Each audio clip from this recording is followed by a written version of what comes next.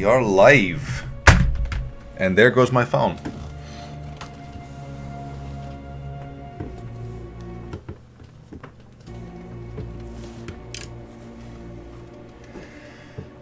Okay then.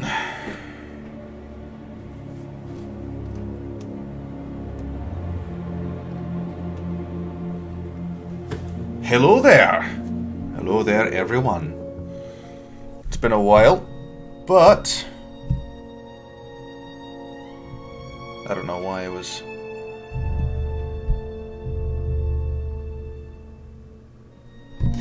Hopefully that's just a fluke that the the mic audio just went all the way into the red. Hopefully. But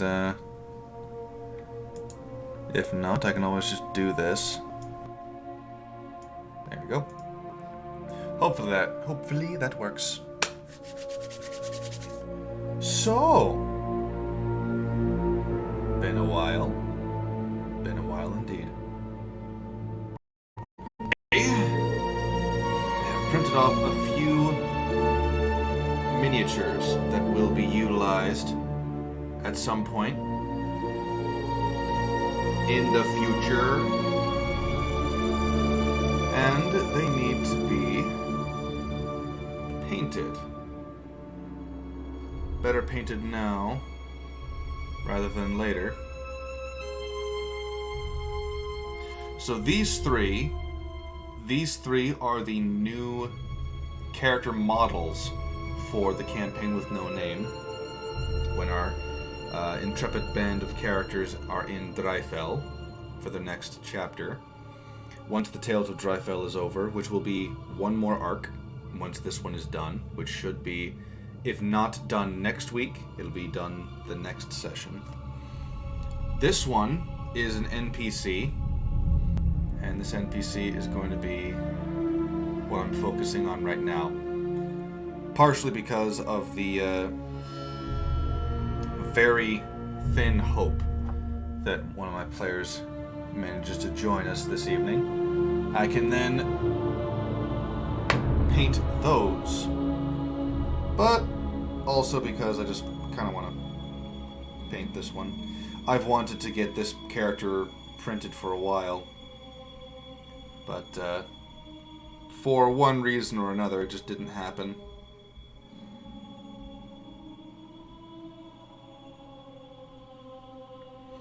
But now, here we are.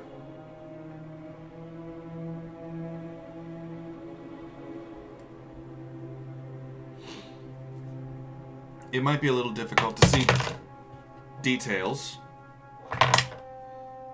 but that's just what happens. I'm using a water-washable resin, and so far, the part that I have noticed about it is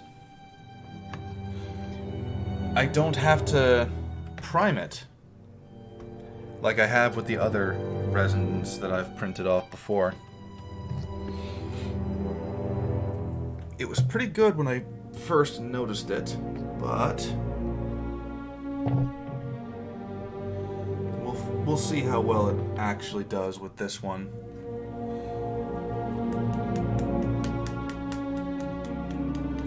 This one I printed just as a test model, and this one I printed and it painted very nicely as well, so that's something. And so we begin with test on the base.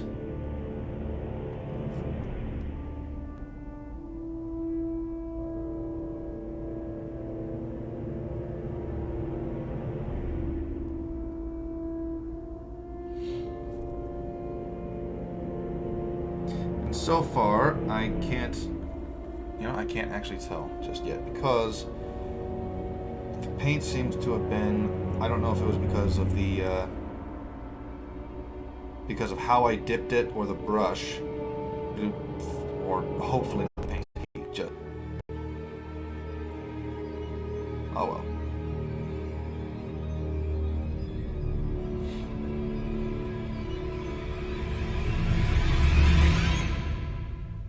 So far, so good.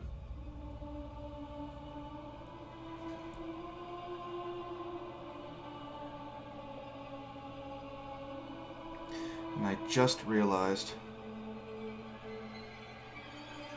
the base color might have been better had I done it the other way.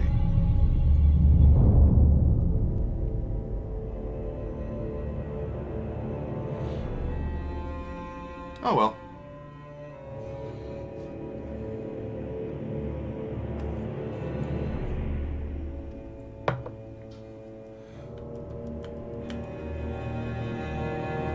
Oh, that cleaned it up nice and quick. I lost track of time when it came to getting some, well, more of this to clean the brushes. So I was asking around, and my roommate mentioned that nail polish remover will fix the issue very, very quickly. So I just got a big bottle of that. That cleaned this brush up practically instantaneously, and that was very, very pleasantly surprising. The character question here is essentially, well, a knight. I know you can't quite see detail because it's just white resin, but that's what she is.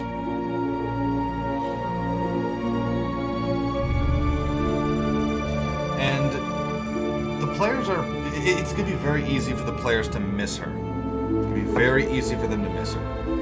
But she's there. Now the question is, how the fuck do I... Okay, I think I can do this. You think it's difficult for you to see it? I'm the guy who has to do the painting. Actually, you know what? I'm going to save the purple for later. I want... That's aluminum, isn't it? Yeah, that's aluminum. There we go.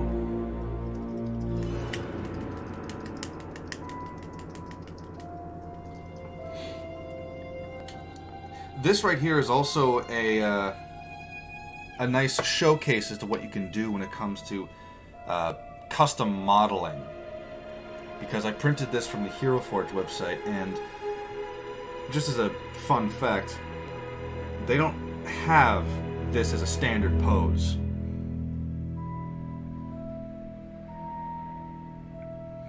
I had to do this myself. So I had to painstakingly find out how to angle the shoulders, how to angle the hands, the sword, the legs, with what I could on the legs anyway. And it took a long fucking time. It really did. But when I finally got it, I was very satisfied with it. Problem. The problem that originated was the fact that I realized a few problems when it came to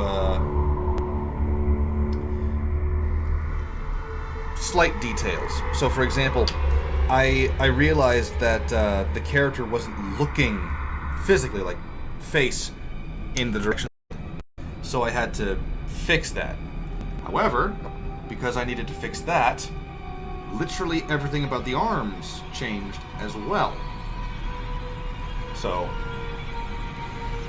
yeah, I had to be very selective as to what I fixed and what I didn't. I eventually just fixed the whole fucking thing.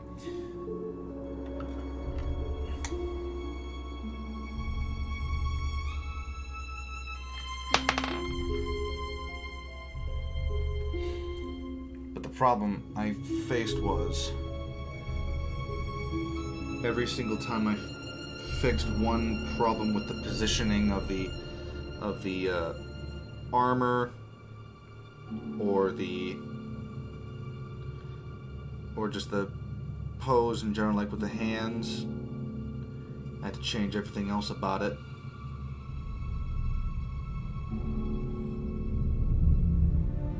Oh yeah, now I can actually see some detail. That's good.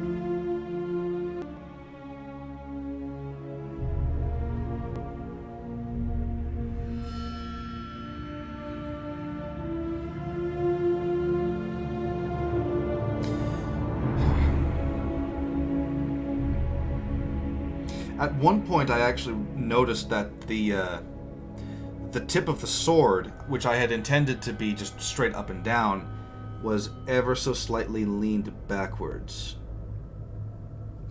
And that would have been relatively fine, but because I hadn't printed it yet, I felt obligated to get it as close as I could to what I wanted it to be.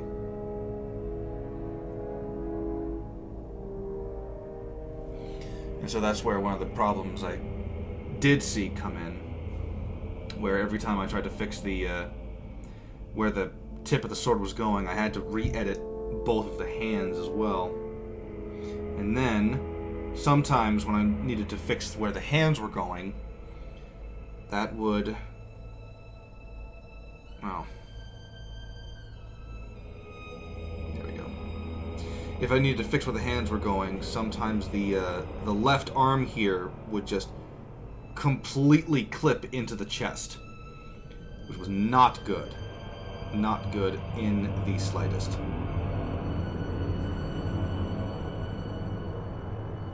And so I had to, once again, pick and choose my battles.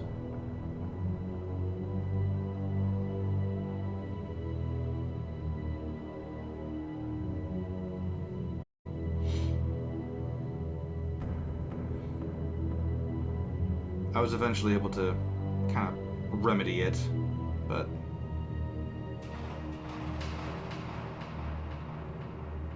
the fact that it took as long as it did was an irritation, to say the least. I'm not too concerned about the base getting some metallic on it, because I'm going to be painting this gold anyway.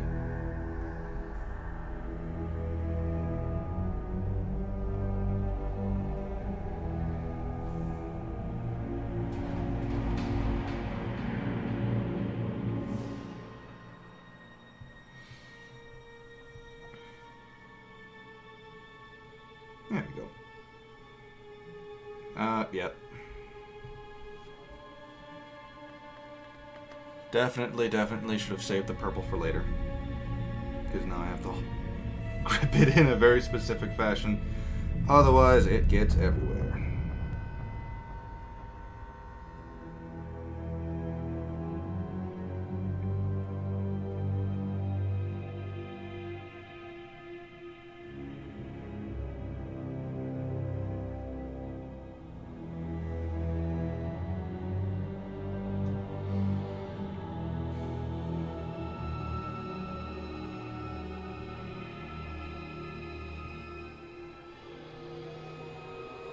I will say this about the water washable resin. This thing, I don't know if it was because of how I had it set, or if it was because of just the resin as a whole.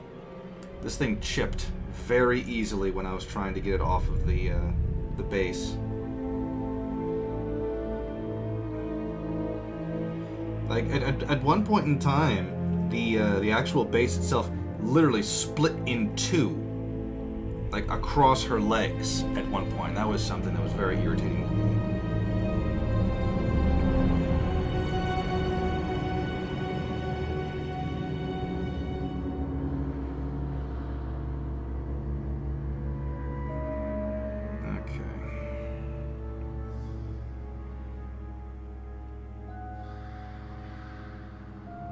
So far, so good.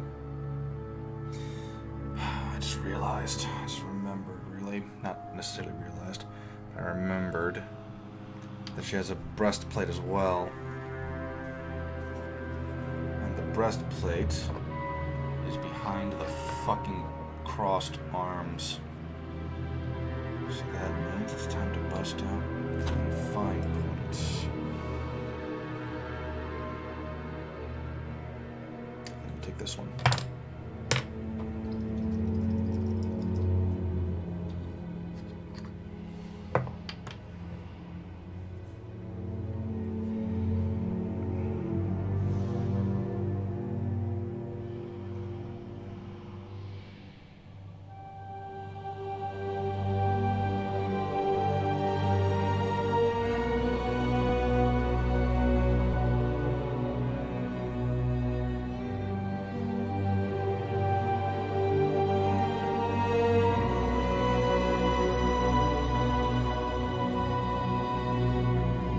I'm not going to worry too much about these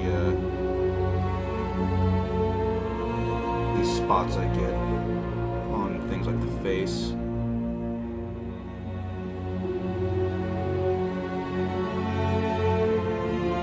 Because I'll be going over that again anyway.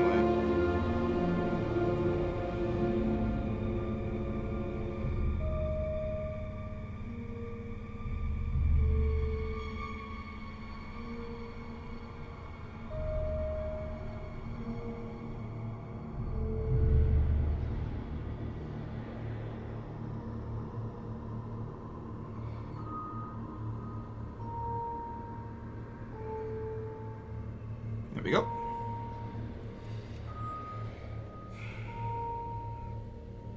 Oh, that's right. There's some armor on the upper arms as well, isn't there?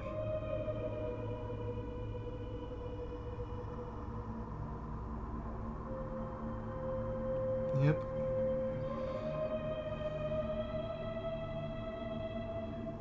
Yeah, I'm thinking that gray will be much better in the for the actual resin printing. Because I cannot see the fucking details whatsoever. Hello, Governor. How you doing this Sunday?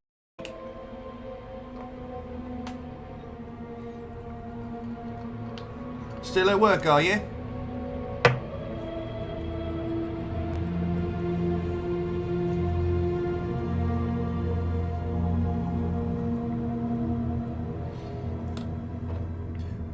BlueOxes over here, they're very rare species. Some would say they're extinct, but I reckon they're just making a political statement. You know, paint ourselves blue, we'll make ourselves our own. You know, they've got the elephants, they've got the, you know, they've got the elephants, and they've got the donkeys. We'll be the oxes. That's what we're doing. I feel you. Because I've got a little something.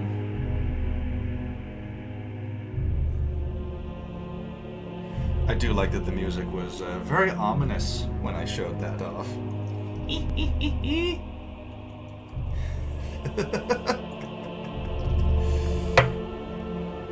well, the posh don't know that, do they? Posh don't know that the plural of ox is oxen. They don't know that, do they? No, they don't. No, because they posh bastards. They just think it's oxes. Because why not?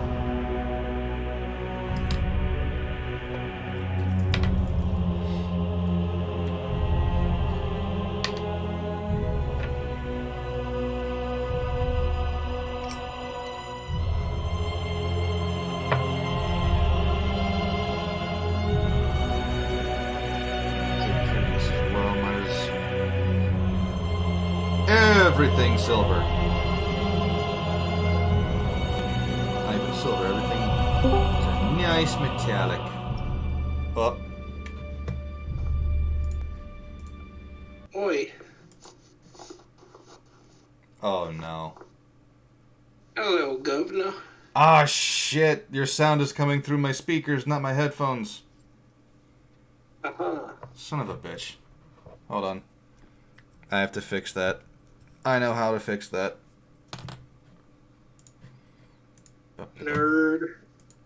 It's a standard voice and audio. Alright,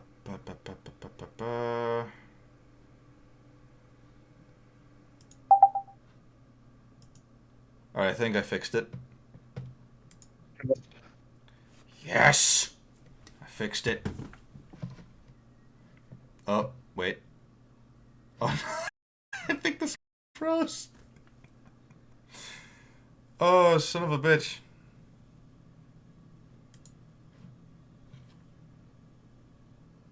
Come through on stream, or is it just going to sound like you're talking to yourself? Oh, no. It was just that the video of the stream was frozen. So I was afraid that it was broken because I had to fix a setting in the Discord. because Discord updated, and it reset all the settings as a result. So, but Fun. it was fun. So how was work? You know, workish. I I'm mean, glad I'm home. I'm glad. I can believe it. So, you want to know something funny? Sure. About 2 days after I downloaded the Dryfell Arc for Alvin, they come out with new pistols. And one of them has a giant fucking knife attached to it. Nice. Oh, yeah. So I felt... I felt little... Gosh darn it. After that, because I realized, if there's one thing that Alvin would attach to his gun, it'd be a knife. Oh, hell yeah. Owen was absolutely about that bayonet life. Mm-hmm. One could even say that he might invent the bayonet in this universe. You Yeah, know, they're pretty cool. we've already got gunpowder, but why not add a knife to it? Well, then we need both powder. Mm-hmm. So what kind of wood are we using for the cane? We can start there. Because I've got the paint that literally is classified as wood color. It's a fairly bright color. Or do we want a darker wood color for this thing? Probably go darker. It probably has some sort of darker stain to it, with the rogue aesthetic. Mm-hmm. All right. Let's see then. In that case, we'll start with the wood, and then we will dry brush some darker colors into this thing. All right. I trust your opinion. I have no idea what's going on here. Dry brushing is essentially what it says. You take the paint from the brush, and you get as little of it on there as possible. And that way, you get just the faintest amount of paint that'll transfer from the brush onto the model. So the color that was on there previously is still assisting, really, in how the model ultimately turns out looking. Okay. Also, the cane was, aside from the cape, the hardest part to fucking print. And I do not know why. No, because it kept on printing, but the tip of the cane, it just wouldn't have printed off at all. Or in some cases, it would print up until a certain point on the curve, and then it would just be flat. Just completely flat. So I think I printed Alvin, the Dryfell Arc.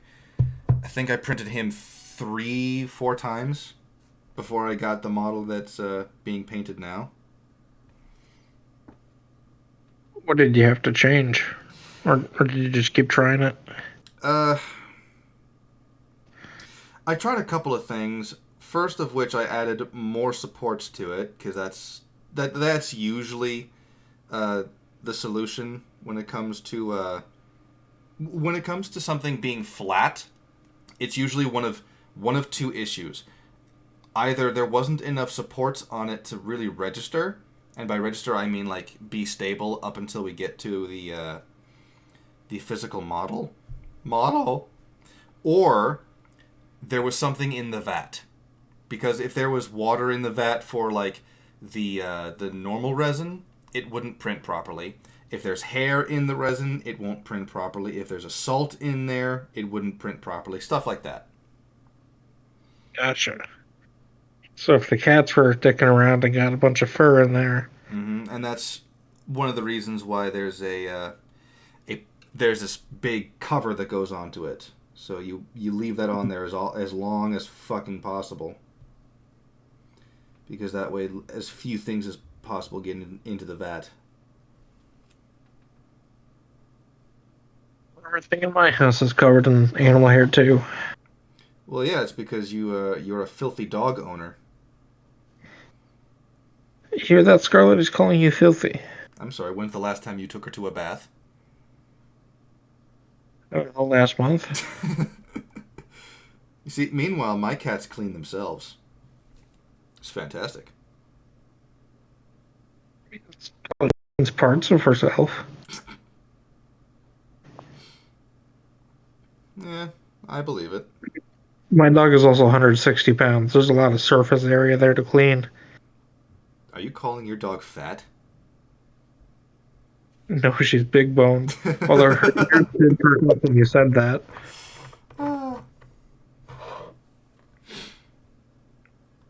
I'm just laying in bed and she came up and cuddled with me. Aw, that's adorable. Yeah. Drake doesn't actually really care if it's cuddle time or not. Sebastian, on the other hand, he'll do this one asshole thing where he'll get onto the bed with you, and he'll get just close enough that you're just like, oh, I'll give you some pats, and then he'll move away a little bit, and then he'll look back at you and go meow.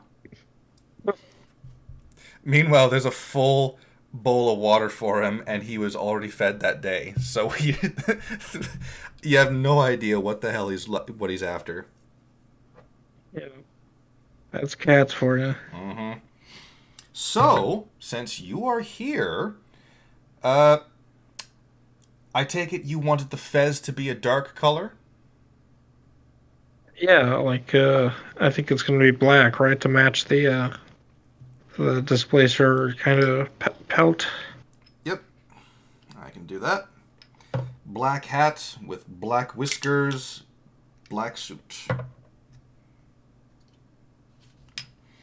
Now, if I remember correctly, the model that you sent to me, like in the context of a picture, had something of like red accents on the suit and a reddish cape. Is that still accurate? Yeah, that could work. Like a darker, like blood red. I can try something like that. Yeah. Crimson, I think, is the word I'm looking for. Crimson. Yeah, this brush might be a little too thin to cover the hat. Either that, or I didn't shake up the paint enough, which is also possible.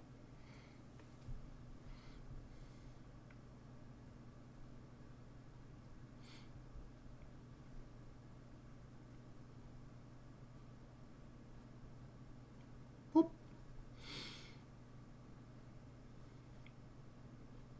I also noticed the accessories of rings on Alvin's fingers.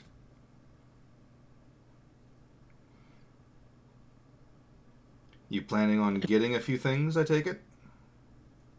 Yeah, I figured I'd grab some nice jewelry so I didn't have to carry so much coin. Are you planning Maybe on not, but just some gold bands or something. are you planning on paying off the snake man for the glasses that you stole from his shop? Nope. He doesn't need to know that was me. So you're not going to get the full power of the glasses then? You're just going to be satisfied with the +1? Yeah, I mean, what is the full power even? Well, if you're not planning on paying them off, I ain't telling. Because there is still a potential that you'll unlock it. It's still possible, however unlikely. All right.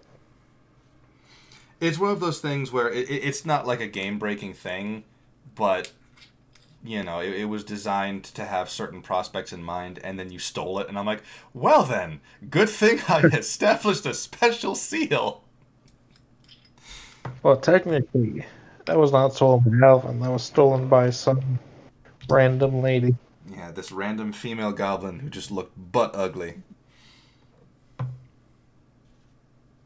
Yeah. Didn't I pretend to be the Grisniak's daughter? I think he was like Degrisniak's wife or something. Oh, yeah. Or maybe a concubine.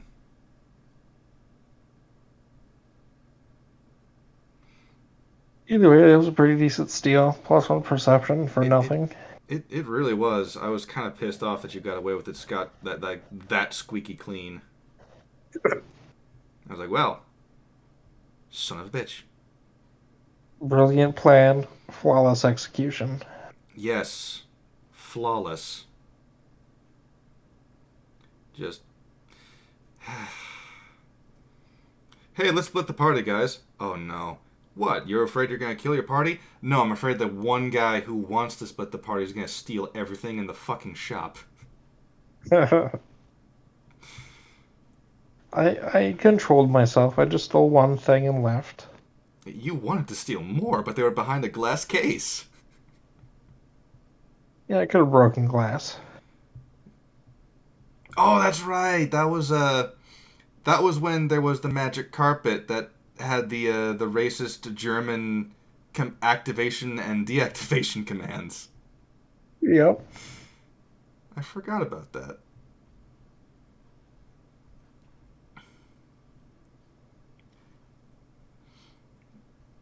My work has been nothing but just boring for the past fucking weeks at this point. Which, don't get me wrong, I'm not complaining too much. I get Well, to to. say that's a good thing in your line of work. It is. It very much is because I feel like I feel like my thoughts on the location that I patrol have been colored because of all the. I was moved over to that location at one point when I wasn't expecting to, and then I think like a week later, it was every single Friday, Saturday, and some Sundays. Every single fucking week on those days, it was chaos. Everyone was being loud, everyone was being disruptive, every single person was taking a look at the fact that I have a badge and they were just like, oh, you can't do anything, you're just security. And I'm like, well, I can do a lot of things, including getting your ass kicked out. Hmm. I just can't manhandle you to do it. Yeah, when did they let you carry a gun?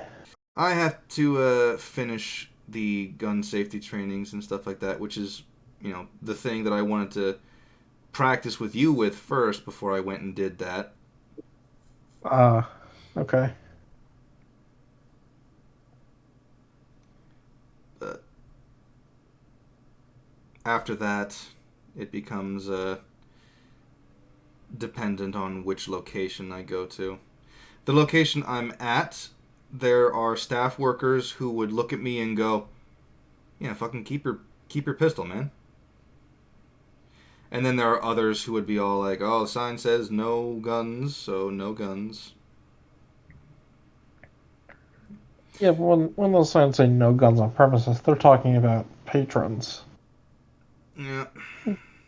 Well, It's different, if yeah, it's a high company. yeah. Again, it depends on which like uh, profession you're in. Because like PD, obviously, PD can carry guns on the premises whenever, because it's the police. Yeah. But if you're just security, I think it's one of those things where the client, because I'm third party contractor, the the client decides whether or not we're allowed to do it, and I'm fairly certain this is one of those locations where we're just not allowed to for some fucking reason. Yeah, I suppose. If you're on the clock, it's different. Mm-hmm. So when those police say no firearms allowed, that's not legally binding. So Minnesota's private carry, which means you can have a gun even if the places say no firearms. But if they see it and ask you to leave, you have to leave. Otherwise, it's now trespassing. Yeah, Uh, yeah. I and remember a then, buddy of mine from work telling me the same thing. Like even yeah, in the like even if you go into uh, like a marketplace, right? And you've got your gun in your holster. It's underneath your suit jacket or something like that. You like the most that they can charge you with is trespassing if staff asks you to leave and you don't. right. Yeah, I mean, there's still certain laws still apply, like you still can't bring it into a school or a courthouse or whatever, Mm-hmm. but they can't ban you from carrying. They Mm-hmm. can just force you to leave because it's private property. Yep. Did I? So I mean, Yep. the office I was in downtown for the long, you know, you know, office building name bans firearms in these premises, but I carried every day Mm-hmm. because I mean, there's nothing they could do. It was concealed carry. Yeah. So what exactly is the major difference between concealed carry states and open carry states? What's the major, other than the like obvious? So, in pretty much all concealed carry states, you can also open carry, Mm-hmm. like it's compatible. But in some states, you can only openly carry. You can't conceal. Okay. So what would be the context for conceal and carry if, for example, you're wearing like a jacket versus a trench coat? Does that mean that you can't have the the torso holsters or whatever they're called? No, so in I'll say Minnesota for example because that's the one I know. In Minnesota, as long as you have a permit, you can openly or concealed carry a handgun anywhere on your person. Mm-hmm. So it wouldn't matter if you have it, in your belt like I've done. Um, Mm-hmm. you can carry it underarm like I've done, or even like an ankle holster. Um, those are all equally, legal as long as you have the permit. Gotcha. Now that where it becomes different is handguns versus long guns. Mm-hmm. So in states that are free carry or constitutional carry, you can carry any gun anywhere, and then depending on if it's free carry, constitutional carry, you may or may not even require a permit. In Minnesota, you can't carry a long gun in And public. and by long gun, that's basically like shotguns, rifles, things like that. Yeah, anything. Uh, well, the ATF's definition is tricky because the ATF is kind of fucking stupid. But anything with a pistol grip and a barrel under 16 inches. So that's the majority of handguns. Um, there's a classification called SBR, short barreled rifle, Mm-hmm. which is those are pretty much illegal in Minnesota anyway. So you won't run into most of those.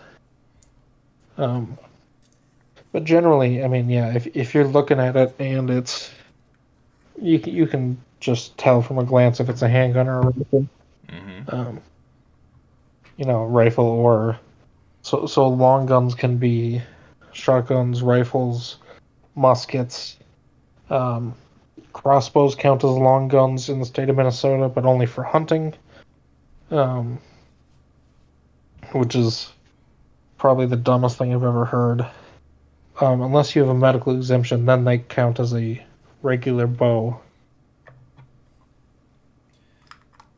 But yeah, when people think long gun, they're usually not talking about cross. Yeah, I can imagine. Yeah, generally they're referring to a rifle or a shotgun. Gotcha. So other other than the other than that, what would be the hmm. So what would be the difference between the two of them beyond that? Like in the context of, let's say it is a open carry state and you've got your like your pistol, whatever. And but then there's a concealed carry state. What would be the difference between like where you could have them on your person? Or is there really no difference beyond that? Like what Yeah, you just essentially, mentioned. essentially, there's no real difference. Essentially, what it boils down to is if you're allowed to conceal, the gun doesn't have to be visible. Mm-hmm. If it's a state where you have a permit to carry, but it's not concealed, usually you have to have a kit holster because that's generally where they're expecting to see it when they want to see a carry like that. Mm-hmm. I suppose in theory you could have an underarm as long as you didn't have like a jacket or anything covering, so they could see the whole like harness. Mm-hmm. Um, but yeah, I don't think there's a lot of states that still let you carry a pistol, but make you carry it openly. Um, most states are either just complete pains about it, or they let you concealed carry. Gotcha. Like, I mean, Minnesota is one of the stricter for carry, and they let you conceal. Um, I don't know if it's different because of your line of work. I mean, I think some places, if you're, you know, doing a certain job, maybe you have to Mm-hmm. have it open carried so people can see you have one. That's a specific law that I don't know great detail of. So It was a while ago, but the very first time that I was scheduled to be security for a hotel, the uh, the guy who trained me in for the hotel, who is himself a bit of a gun nut, he there was a guy who he snuck onto his property because he was his sister's ex-boyfriend, and he wanted to see what was going on. So he's trespassing on this guy's home property, right? And he's climbing up the like this side ladder or something to try and see what's going on inside. And inside his own house, this guy of mine just excuse me. I know she dumped you. I know she doesn't want you here. Why are you here? But he told me that at that particular hotel, even he was not like allowed by the client to even carry his pistol there. And then while he was walking me around the hotel, giving me a sense of bearings as to where everything is, we were talking about that on and off a little bit. It's one of those instances where, because I've never had to ask the question, I just don't know either.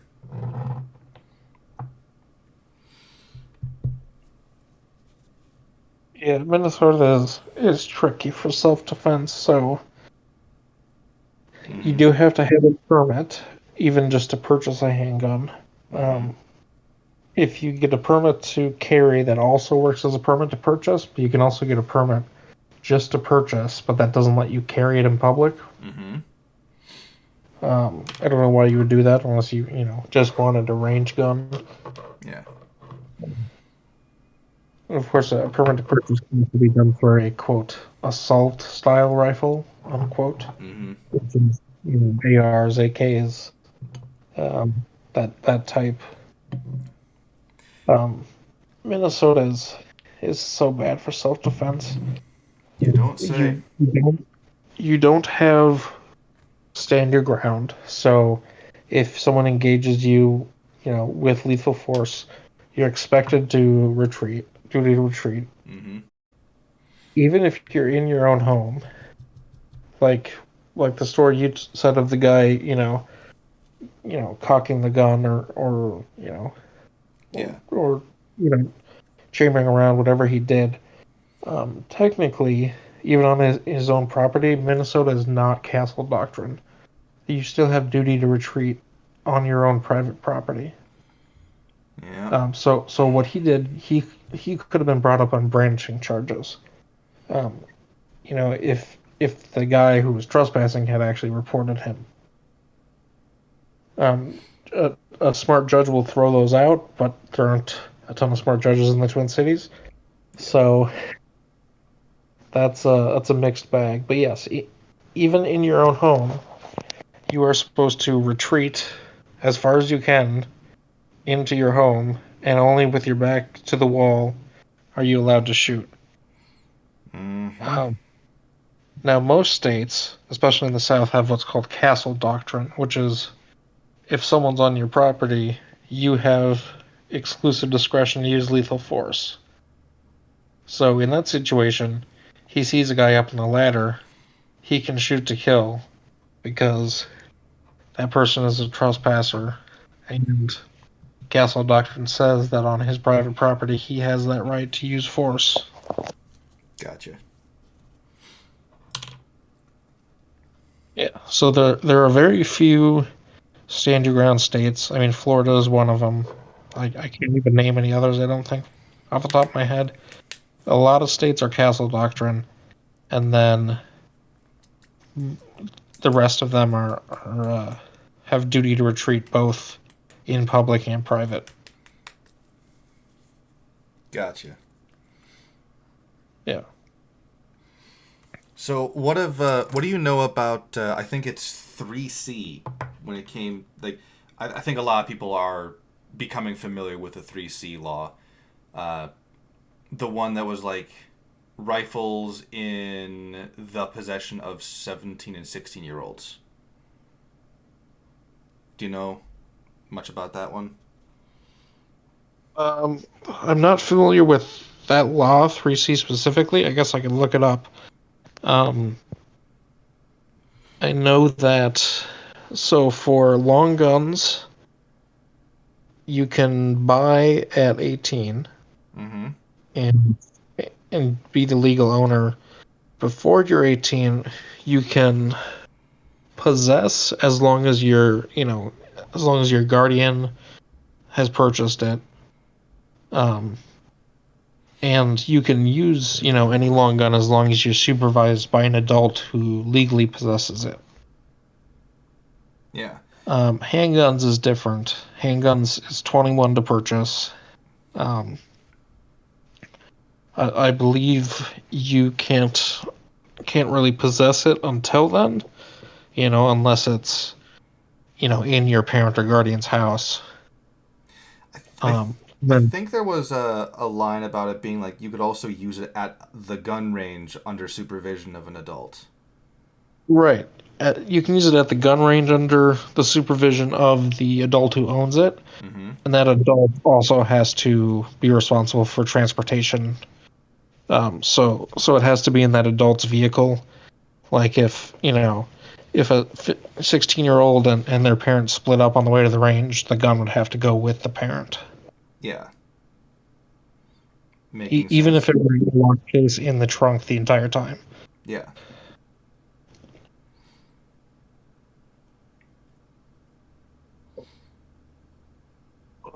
So, on lighter subject, I keep on forgetting where you work now. Like I keep Gosh, on forgetting. Huh? I wish I could. Mm, that bad, huh? Uh, it's not the worst thing I've done, but it's still stressful. I've yet to meet someone who actually enjoys their job, but I I won't say the company name on stream, but I'm out west of 169, so um, it's a bit of a drive from where I'm at to that office, but No, I get you. it's when there's not fresh snow, most people still drive fast enough to make it a decent commute. Of course, Now that there put a is tiny fresh bit of snow. snow in there, everyone loses their mind. Mm-hmm. Like there was a. I was on my way to work one night. Sorry, I was on my way back from work one night, and there was this one guy. The highway is still going fairly fast. This guy's going 20. Now, when you're over like a bridge, I can totally understand that because that's when ice is the most dangerous and most common. But like 20 miles an hour the entire commute, and I'm like, okay, yeah, I'm just gonna pass you. I'm just gonna pass right by you. Yeah, like driving home today, like 2 hours or so ago, if that now. I mean, it was the roads were completely clear. Like they'd been plowed, they'd been salted, stuff had Mm-hmm. melted, and there were still some people who were trying to do like 30 in the left lane, in a 60, or in the 65, and yeah, just infuriating. And they don't even take the hint when they start getting passed on the right by a Mm-hmm. whole column. Yeah, it is what it is. You can't really blame them for being cautious, though. I can't if they're in the left lane. That's If they true. want to go slow, they need to move over. Mm-hmm. Yeah, if someone wants to play it safe and go 10 under in the right lane, I'm never going to fault them for it. I'm just going to pass them. Yeah. But when you're in the fast lane and you're holding up traffic, that's their fault now. There is a lane designated for slower traffic, and if you're driving with caution, you need to place yourself in that lane. Especially if the roads are bad, and now you've slowed down a bunch of people under poor stopping conditions. Like, that is so Mm. much worse. You know what? I can kind of see that. I can see that.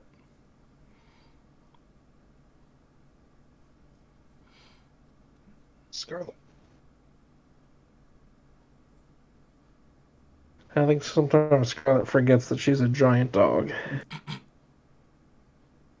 Well, does she know how small other dogs can be? I mean, mm, maybe. I think anything that's smaller than her, she just sees it as food. Well, I suppose my question should have been: has she interacted with smaller dogs before? Um, she was a stray for a long time. It wouldn't surprise me if she'd seen other dogs, but, um, I mean, she's seen other dogs, but whether or not she's interacted with them, I guess I wouldn't be surprised. I mean, when she was in a shelter, I don't know if they let her near smaller dogs just because of her prey drive. Um, yeah, she's not good with small animals just because she's a hunter.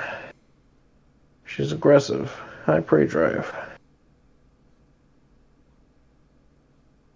Yeah, you should see her. This was probably like a month ago now, but I took her outside and it was like 2 in the morning, and I shit you not, standing 20 feet from our front door was a white-tailed deer. Oh. Uh, and Scarlett just lost her mind. So how many calories did you burn trying to restrain your own dog? Good question. A lot.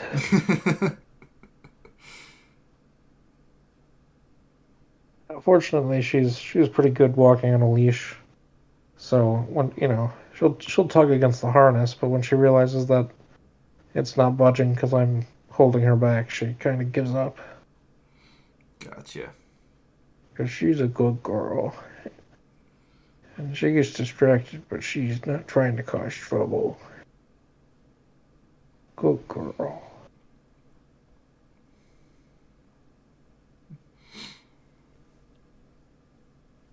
And right now I'm in bed, just laying on my back, and she came over and uh, she kind of laid sort of on top of me, and I kind of had to push her down because she would Big basically dog. just roll over and crush me if I didn't move her. Like I'll wake up just not breathing sometimes because she'll just bang on. But it's because she wants to cuddle. see, She's I good. you see, I've been lucky. I've been lucky because Zach has woken up due to Drake landing on his groin or biting him in the ass. And the worst that I've ever experienced was a cat's ass in my face when I woke up. That's the worst I've experienced. Like he's off to the side, but his ass is just right in front of me. Wonderful. Mm-hmm. So far,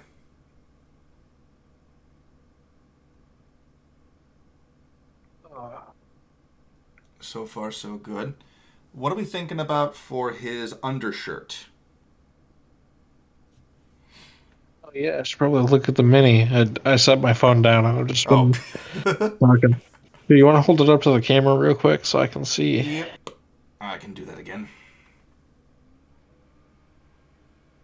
It's a bit blurry, I know.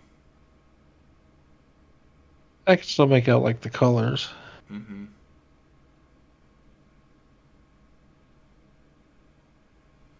Maybe this will do.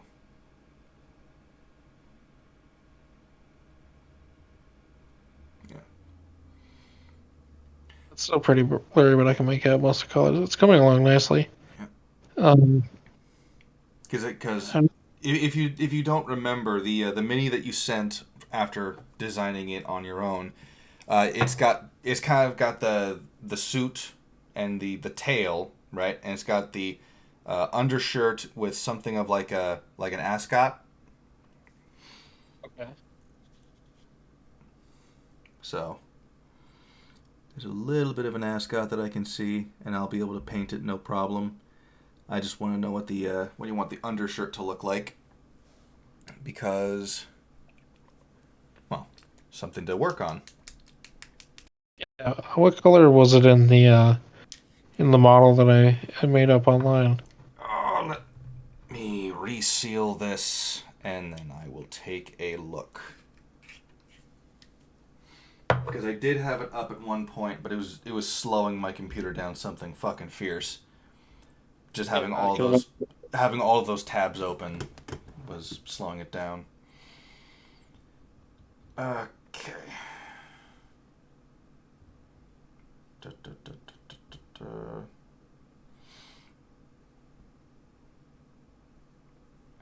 Oh, it's an undershirt, vest, and then coat.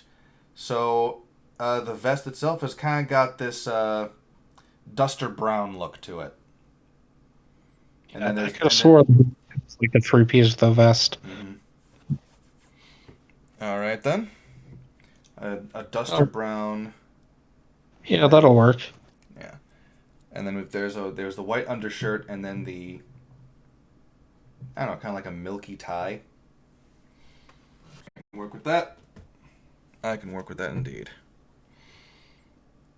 Okay.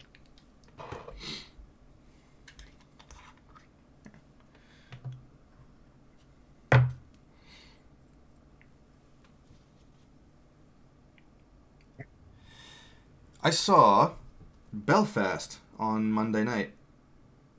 It's a movie about the Belfast riots in the 1930s. Belfast riots. Trying to think. It's in Ireland.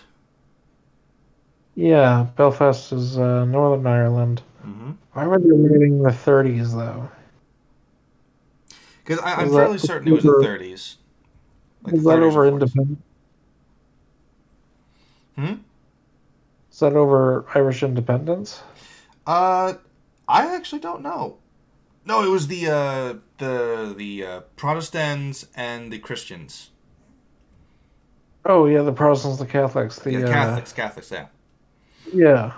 yeah, the Troubles. That Mm-hmm. yeah, they I forget when it broke out, but oh, I suppose that would have been the 30s, wasn't it? Because it ended in like the 60s or 70s. It lasted for Yeah. that long? Well, there's an event known as the Troubles, which was Mm-hmm. Yep. a, a series of both state sanctioned and kind of terroristic violence between Northern Ireland and the Republic of Ireland. Mm-hmm. Between the, I mean, it's a little deeper than just the Protestant and Catholic communities, but that's kind of part of the big cultural divide. Because you Gotcha. have Northern Ireland, which is now a member of the UK, and then you have the Republic of Ireland. Mm-hmm. But yeah, they're I could look up the definition of the troubles on like Wikipedia.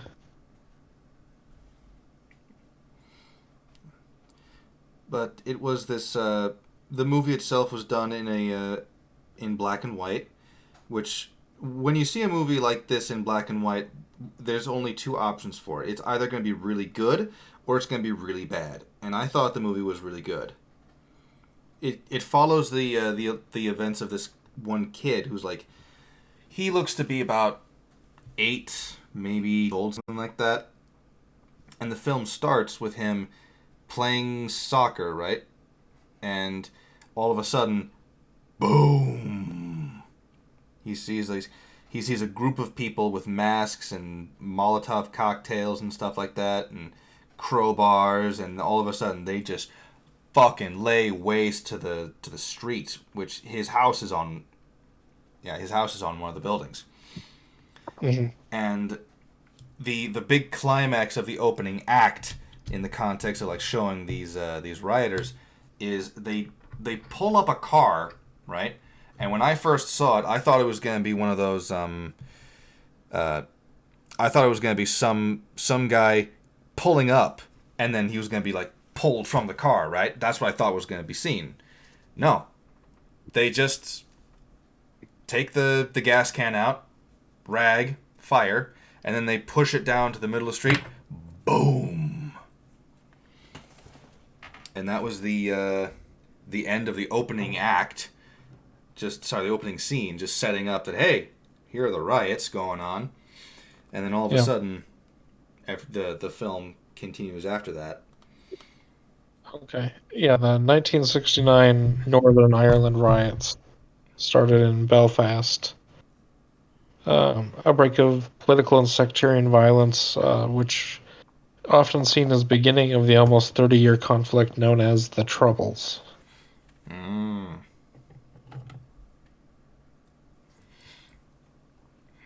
Yeah, so it follows the life of this one kid, and credit where credit is fucking due. This kid could act. Like, for the most part, he is just an observer, and maybe that's why I think that. But whenever he is called upon to be an actor in some respect, he nails it, right?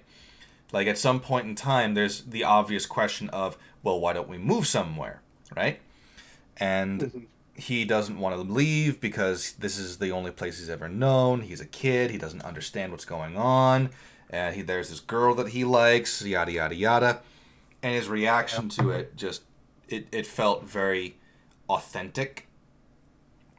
And then the adults are being affected in a very realistic way. You've got the mother and father character. The father works in England. Sorry, he works in London. Not England. He works in London. And the story more or less progresses whenever he's back in town. Right? Okay. And they've also got the grandparents characters, which I thought were like the single most charming characters in the entire film. They reminded me so much of how my own grandparents were like. I just couldn't help but smile every time they were on screen. Oh. Mm-hmm.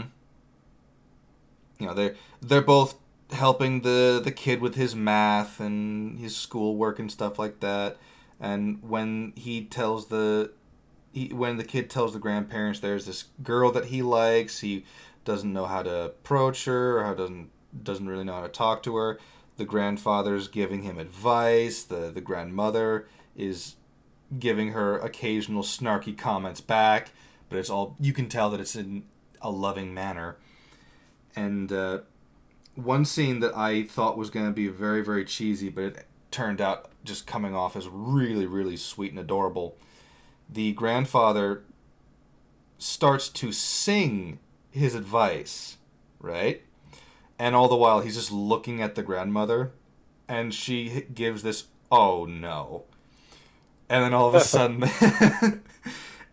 sudden he gets up, and then he invites her to dance without stopping giving the advice in song. And she gets up and she starts to dance, and there's this smile in her face, this big fucking smile. And then the kid starts smiling because he starts to understand, and it just felt so charming, and just it felt very wholesome in those scenes. Yeah, that sounds sweet. Mm-hmm. And then, of course, the grandmother takes the kid to a play because his mother can't. And then, there's this on the bus ride home. They talk about moving pictures and stuff like that, and fantasy, and you get some insight as to the into the grandmother as well because she felt very much the same thing as the grandson, and there's this nice little conversation between them, and then they see Chitty Chitty Bang Bang in the theater, which fucking hell made me. It reminded me of how silly that car looked. It's a very goofy car, but you know what? It was also very nice because uh, in the earlier scene when they're at the play, the grandmother's talking, right? And the kid is all like, "Oh, you can't talk, don't talk during the performance." And then in the movie, the son is talking, and the grandmother's like, "Shh, you'll get us thrown out." But it was this very, very nice thing where the movie was very much aware of how to portray this type of story. That being that the riots are something that you should show sparingly. Because whenever they do happen, they need to be very impactful to the characters. And it is. It's only shot a number of times that I won't spoil. And when they do show the riots, it is very impactful because you never expect it to happen right then. Yeah. A good storytelling device Mm-hmm. that I think is underused pretty often is just using scarcity to accent, the the depth of the impact of an event. Mm-hmm. Yeah, there was even the scene where when I heard him talking about it at one point in time, because they are, like I mentioned before, they're talking about the possibility of moving because there is the option to get away from the riots, right? Hmm. And one of the characters doesn't really want to leave, the other parent does, and at one point the character flat out says, uh, let's give it until Easter. We can make a decision then." And then like the other character is all like, "I don't think the kids have until Easter to for that." And then I don't think we have that time, like you and me. And when I first heard that, I thought it was going to go down this very cliched route of, "Oh, we're going to get a divorce." Oh, but it doesn't go down that way. Instead, he re-emphasizes another character in the film that's been asking, like, sorry, not asking, demanding certain things from him, and he's not willing to go along with it. And the guy who's been making the demands is basically leading a lot of the riots themselves. So he wasn't talking about the divorce between the relationship. He's talking about, hey, this situation is going to be forced upon us, and I don't think we're going to have time until Easter, Right. which was also very refreshing. But no, Belfast was really, really good. I liked it. The problem, the problems are minimal. I think one of the instances of problems that I had with it was purely because uh, there are a couple of scenes where the characters are talking either really fast or really quietly, and you can't quite make out what they're saying. But yeah, that could just be me. Well, it's an older movie too. You said, right? It was in black and white. Uh, it was made and released this year. Okay, so it's black and white as a style choice. Yep. Gotcha. Yeah, because the scenes where they show the play and then the Chitty Chitty Bang Bang movie, both of those are in full color. Huh. Mm-hmm. Okay. Because, like I said earlier, if you can see a movie in black and white nowadays, you know it's going to be either really good or really bad because it's a style. It is a choice. It's a deliberate choice to go black and white. Right. Because if it's the instances of it being really bad are as follows: you don't have a good story, and you're making up for it with a black and white style sense. But in the cases where it's really, really good, you do have a good story, and you are utilizing the benefits that only black and white can give you to emphasize the story. Yeah. Well, that's I mean, that's either you're good enough to know how to use it right, Mm-hmm. or you're so bad that you think that's your only chance of saving it. It's definitely one of those where it's either very good or it's very bad, and you don't know until it starts Yep. because it's a tactic that can be done really well, but also can be like a Hail Mary to try and save a piece that's otherwise not going to be great. Yeah. I'm not Yeah, gonna lie though. I went into the movie completely mixed up because there were a couple of movies that we were contemplating on seeing. This one and another movie called Come On, Come On.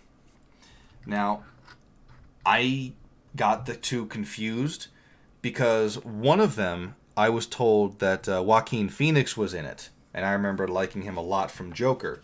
So I thought, okay, I'll see that one, right? I thought he was in.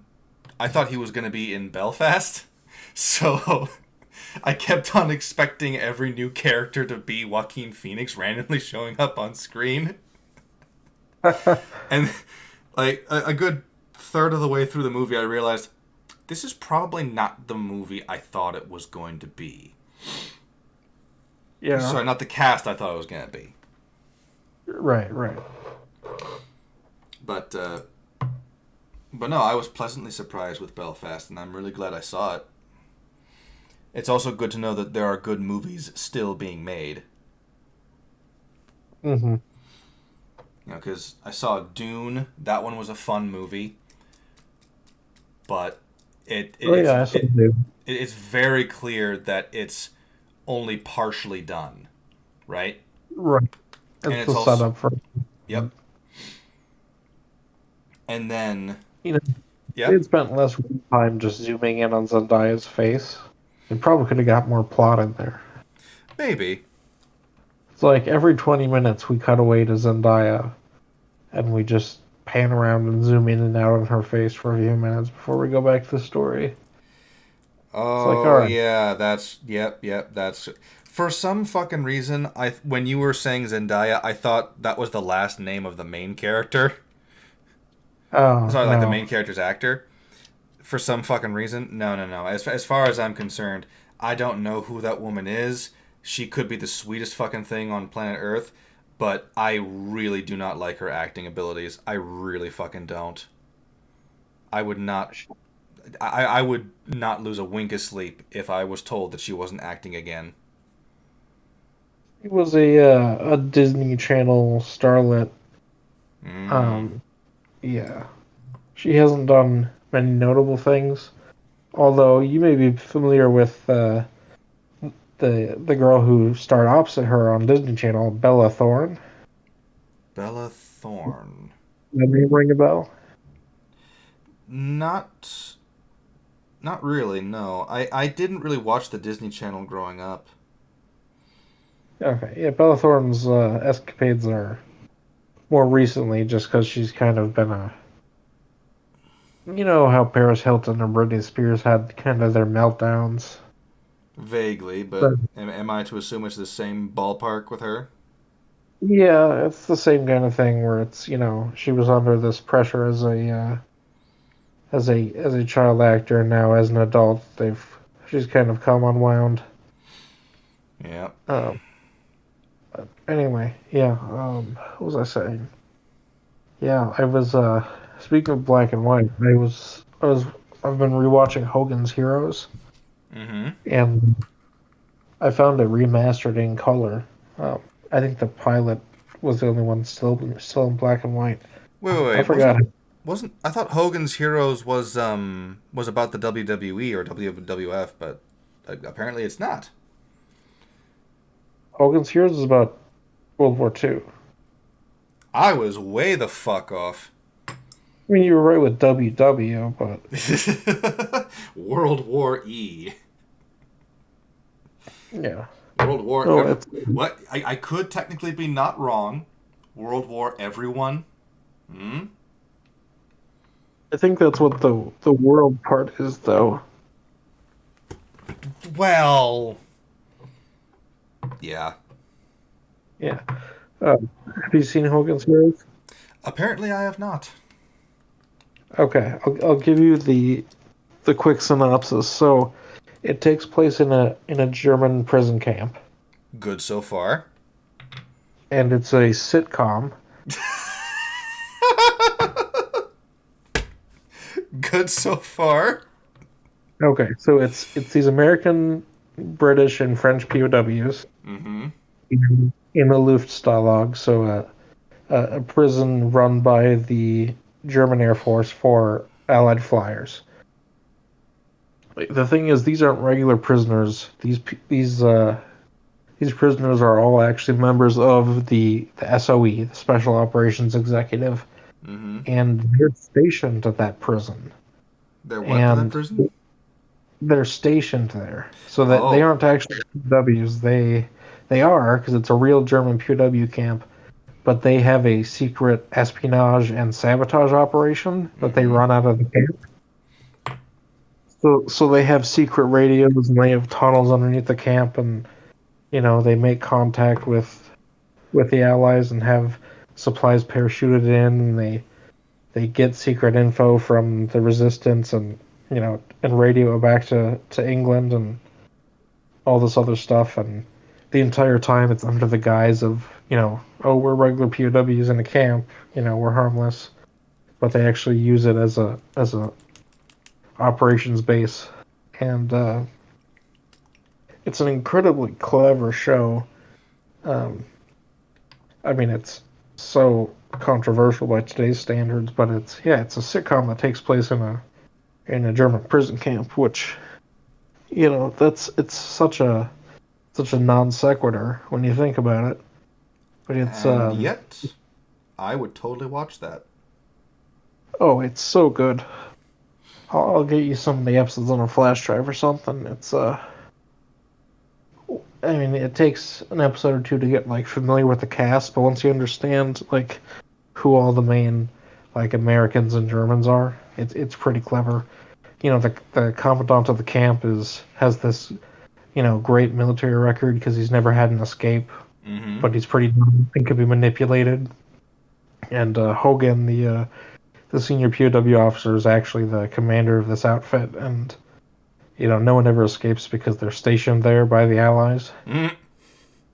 And so they keep this buffoon in his position through this good record, which is they could all leave at any time, but they don't because they're stationed there, and he's dumb enough that they can keep fooling him to get away with stuff, and it's so good. So, this is going to be something of a very strange question, but hopefully you can understand. How many of the German officers are humanized in the show? Like, how many of them are treated with like intellectual respect? So of the permanent ones, so there's four like permanent Germans who are like the quote unquote bad guys, as opposed to like the Germans who work with the resistance. Mm-hmm. There's Sergeant Schultz, who's he's kind of an older guy, and he's supposed to be in like his 60s or early 70s, and he's at this prison because he's not fit for the frontline duty, and he neglects his duty, and he easily takes bribes, but he's a kind-hearted person, and he's just kind of a bumbling idiot. Uh-huh. and then there's the commandant, who's a colonel, who's not stupid, but he's he's kind of airheaded a little bit. Like he can run the camp well enough, but he can always have the wool pulled over his eyes by the Allies. Um, the one person they portray as like genuinely mean is a Gestapo major, Hochstetter, who's usually the antagonist to both the the Germans running the camp and the Allied prisoners. Um, he's the one who's really portrayed as mean and shouts a lot and threatens to send people to the Russian front. And there's Burkhalter, the general, who oversees Klink and the other commandant. Gotcha. What is? Oh, sorry. There's someone outside of my window making noise. And then he's played as he's very smart, and he can be pretty cunning and ruthless when he needs to be. But he's also a reasonable, level-headed person. Gotcha. And then there's a variety of Germans who are drop in one-off roles, and they can be they're all over the place. Some of the officers are sympathetic to the cause, and they give information to the underground. There's a sort of reoccurring role who's an Italian major who Hogan and the gang convinced to be an informant for them. And yeah, I mean it's pretty well balanced. Gotcha. It's kind of all over the place, but it's a good mix. Yeah, the reason why I ask is because there was a time where my mother and we sat down and we watched the 90, I forget when the Wonder Woman TV show came out with Linda Carter. Oh, But yeah. yeah, but we decided to watch that for like the nostalgia's sake, and well, for her, for me, it's just cinema, the history of cinema, and in the first two-parter, there was of course the Nazis and whatnot, and in that first episode, the big bad who was sending out German soldiers to destroy the Americas, at the end of it, he realizes that he needs to be the guy to go through with his plan because he's the best one for the job, because Wonder Woman has taken the rest of them out.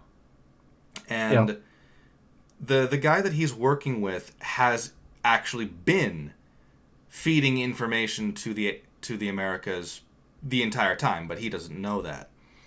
And so when he decides to take on this mission himself, the spy goes, "Can I shake your hand?" And he's like, "It would be unthinkable in normal circumstances, but for you, my old friend, I will oblige." And I found that to be very, very refreshing, because here we have this. He's a German set in a show that's basically during World War II, and the showrunners have the foresight to say, yeah, he's the German enemy soldier, but he's still human. It's not like Yeah. he didn't value the lives of the men under his command. That's why he's taking up this job right now. He's gonna do it, and he's not above shaking the hands of a subordinate, right? He sees them Right. as humans as well. So that's why I felt like asking the question, because a sitcom in a German prison camp, I had to know. Yeah. It's definitely a unique setup. Yeah, I mean the relationship between the German commandant and the American senior ranking officer is it's pretty dynamic. The officer, the commandant can be, he knows when to be strict, especially like, if the general or someone else is on his case. But then he also has moments of, to be cooperative with the prisoners and he's depicted as generally following the Geneva Convention, and Generally? yeah, so occasionally you'll have he'll get an order from the general or someone to we need to store these munitions in camp, even though that's against the Geneva Convention, and he only does stuff like that if he's ordered to from someone higher up. But Mm-hmm. like he gives the prisoners recreation time and adequate rations and all that stuff, and um, there's no cruel or unusual punishment. Actually, one of the main criticisms people had of the show is that it depicts the German commandant too kindly. Mm. Um, Even though the Luftstalags, so the the the Air Force camps, were significantly like higher quality than when you think of German prison camp, you think like a concentration camp like Yeah. Auschwitz, Dachau. But these were camps with sure fences, barbed wires, spotlights, that sort of thing. But they had decent accommodations. They had barracks with mattresses and bunks, and Like, what um, wasn't from what you described, this sounds like a POW camp. yeah, it's a it's yeah. So it's a the title for it is Luftstalag. So it's a Stalag, so a prison camp, Mm-hmm. but it's the Luftwaffes. So it's where the German Air Force keeps foreign flyers as prisoners. But My bare bone level of knowledge on such things was always that POWs were treated uh, far more humanely than other prisons because the higher ups kind of always knew, hey, these guys were just doing what they're told. They've surrendered, type of thing. Am I yeah, kind of wrong on that, or? so that's accurate. And then it depended on the branch too. Mm-hmm. Like regular soldiers didn't get it as good as as airmen, and um, generally the stalags, the prison camps, were run by that branch of service. So sailors would be in different camps from airmen and from soldiers, Mm-hmm. etc. And the Luftwaffe camps, the Luftstalags, were the highest quality. Keep in mind, you have like groups like the Red Cross and other international organizations overseeing POWs Wait, the in Red a way. Cross was an international organization even back then? Yeah, I think the Red Cross might have been started in World War One or even predate that. Let me see. Look it up.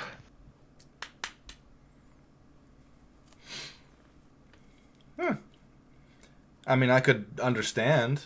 I mean, around what time did the Red Cross, like the physical symbol, like the Red Cross on a white circle backdrop, do you remember what time that became the universal symbol for like medical officers? Because I remember it did at one point. And 1864 apparently. wow. That's when they founded the organization in 1863, and then the symbol was chosen in 64, and then that's been the sign of medic. Um, and that, I mean, it's literally just a Swiss flag, but that's but that's been a protected symbol for when someone's a medic in wartime. The Geneva Convention says they're exempt from combat. They aren't supposed to be armed, and you also aren't supposed to attack them. Yeah. And it's also you're also not supposed to imitate them. Sorry, impersonate them. Right. A false flag like that would violate the convention. So, Um, quick question, because you know a lot more about the Geneva Convention than I do. What exactly are the penalties and punishments for breaking it? Generally, execution. Really? Yeah. I mean, when you talk about breaking the Geneva Convention, generally what you're committing is a war crime. and if you are convicted of that, you can. I mean, it depends on severity, Mm-hmm. but like a lot of stuff, like killing civilians, killing medical officers, those are charges that when you're brought up to the international court, that's if you are convicted, you face execution. Gotcha. Um, that's why when they talk about the Nuremberg trials, um, most of those Germans, killed themselves rather than be captured, so that Mm. they can terms because they were going to be executed by the Allies. Um, there are some charges that you spend life in prison instead. Um, certain things like not necessarily committing a crime but being auxiliary to one, conspiracy to commit or aiding and abetting. Yeah. Um, like take the concentration camps for example. Generally, the people who got punished for that were just soldiers who had to follow orders. Otherwise Mm. they would be shot. And that's known as the Nuremberg defense. Is that a lot of soldiers got off or got lighter sentences by saying, I was a conscript, I had to follow orders, you know. But Gotcha. then the officers who were giving those orders, Yeah. those people got the harshest punishment because essentially it had passed the legal liability onto them because they had no one above them who they could say, was forcing them to do this under duress. But Gotcha. but generally, the things on the Geneva Convention, if you if you fail to adhere to those, generally it's a death penalty, um, because it's very unpleasant things, Yeah. destroying destroying religious monuments or you know institutions, killing civilians, um, killing protected workers like medics, Mm-hmm. that sort of thing. I remember there was a Pearl Harbor movie that I never saw, but I saw this one guy who was talking about the movie itself, and he brought up this one scene where the movie depicted the Japanese. It was the Japanese Air Forces, right, that attacked Pearl Harbor. Yes. Well, it was the Japanese Navy. It was Navy pilots, but yeah. Gotcha. So the movie apparently depicted a scene where they deliberately targeted hospitals, but the guy who Yeah. was reviewing the movie said that that was completely anachronistic because it was reported that they would deliberately avoid those targets. Right, because a hospital or other medical institution is a protected it's a protected area during wartime. So Mm-hmm. it's a war crime to attack a hospital. I know what movie they're referring to. So in the movie, part of the B story was a romance between one of these sailors and the nurse. So Mm-hmm. they had to find a way to put her in danger. Ah, Um, because we so, can't but just have her being near Pearl Harbor at the time. right, yeah, they have to dramatize it further. So um, that's what he's referring to. But yes, the Japanese early in the war, at least, were very good about not attacking hospitals or hospital ships.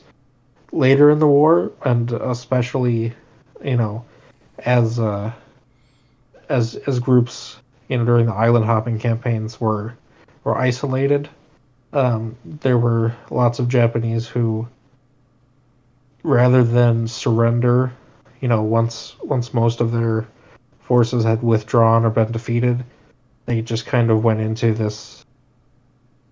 I don't know what to call it. I don't know if there is like an official term for it, but where they would just kill anything that moved. Essentially, like they go into this final fight or flight, and they had a reputation for killing indiscriminately, even in islands like the Philippines with high civilian counts. Huh. And yeah, of course, I mean there were never like charges brought up against Japan the way that they were against China, because generally the people who were doing those were individual, soldiers who were Yeah. usually dead by the time any of that got written up. But yeah, but at Pearl Harbor they certainly didn't target the hospital. I mean, could they have hit it on accident because of proximity? Well, like the on-base medical, sure, but like the civilian hospital that they depict in the movie wouldn't have been a target. Yeah, because wasn't that like way far inland? Yeah, it was further inland. It was at a different airfield entirely, which is another issue with the movie is that they were attacking the harbor, not most other installations, because these weren't Japanese Air Force. They were Navy pilots, so their job was to cripple the Navy. So they specifically attacked ships in dock. They weren't going after other targets on the island. So this is going to make me sound incredibly just ill-informed. But do we know why they attacked the U.S.? Well, do we know why they attacked the U.S.? Because as far as I'm aware, weren't we outside of the war by that point? Yeah, we were still neutral. So there's a short answer and a long answer. And the short answer is they wanted to deter America from entering, so they thought a show of force would convince us not to enter the war. That worked. Like, yeah, exactly. But the long explanation is the Japanese Army and Navy were constantly at odds with each other, and they had to compete for funding. So what the Navy's idea was, okay, if the Western Allies, specifically America, was a greater threat to national security than the Chinese or the Russians, we would get more funding because the Americans would come by sea versus, they were fighting the Chinese mainland. They were in Korea, Manchuria, places where they could fight Russians. So the theory is the admiral attacked the United States so that he could convince the Japanese government to give the Navy a bunch of money, because that's essentially the threat would be on the ocean side, and the Navy would need the money more than the Army. Obviously, historically, is regarded as an incredibly stupid move. Oh yeah, absolutely. It kind of illustrates the short-sightedness and pettiness of the conflict between the different branches internally in Japan. Yeah, I can imagine. Though it does make you wonder. It makes you wonder how the war would have turned out had they not done that. I mean, we eventually would have joined in the European theater, but I mean, if the only reason the Soviets even fought the Japanese is because after the European theater, America convinced Russia to help fight Japan, had America not entered the war, there's a good chance, even after Italy and Germany fell, that Japan probably wouldn't have been stopped for a while. I mean, freeing up European resources to go to Asia would have meant that France and England would have, put more into fighting Japan in Burma and the other Southeast territories. But yeah, it's hard to say if and when we would have entered, but it would have been later if it weren't for that. Yeah. And there are a few things that I regret from just my childhood, and not being taught or told about the history of war and whatnot is definitely one of them. Because I can remember several instances like with the Call of Duty games, I never really felt anything about them at the time because I had no context for the different wars that they were being portrayed in, Like, wasn't there like Modern Warfare 2 has the speech, doesn't it? Where it's the speech where he declares that the United States is officially entering the war. Right? I think that's the one. I've never played a Call of Duty game, to be honest with you, That's fair. or never more than just multiplayer locally with my cousin or whoever. I've never played the stories, so Gotcha. Yeah, I had a similar thing where I didn't actually know of the Call of Duty games per se. However, I did get one of the Call of Duty games, unfortunately, after I had played games like Halo and Star Wars Battlefront, games that are significantly friendlier to children to pick up and play. yeah, So absolutely. So when it came down to Call of Duty on the PlayStation 2, I had such a hard time dealing with the fact that, what the hell? What's this recoil thing? This isn't fun. Right. And all of a sudden, like, I didn't know about customizing controls or anything like that, so all of the changes to how you move, to how you shoot, and how you reload and stuff like that, it turned me off to the game when I was a kid. I think I was like fucking 10 years old or something like that. I forget. Mm-hmm. But still, because there's so much that I just don't know about the wars themselves that, on the one hand, it's always fascinating when someone tells me about them. Like, I'll always be interested. Yeah. But it always feels like there's more to the story that I would need to know to fully appreciate the full context. Right. Yeah, I mean, World War II there's so much content that you could consume it for the rest of your life and never be done. Just because it's one of the first wars that was in a modern enough era that we have so much record keeping. Mm-hmm. I mean, it's just absurd. Like, hell, even in World War I, we had some moving pictures of it, but as far as I'm aware, we don't have much, if any, footage of the actual combat, do we? No, not really. Because it was just the nature of trench warfare is, Mm-hmm. you send a camera crew out and they could spend an entire day, filming in the trenches and then never see action.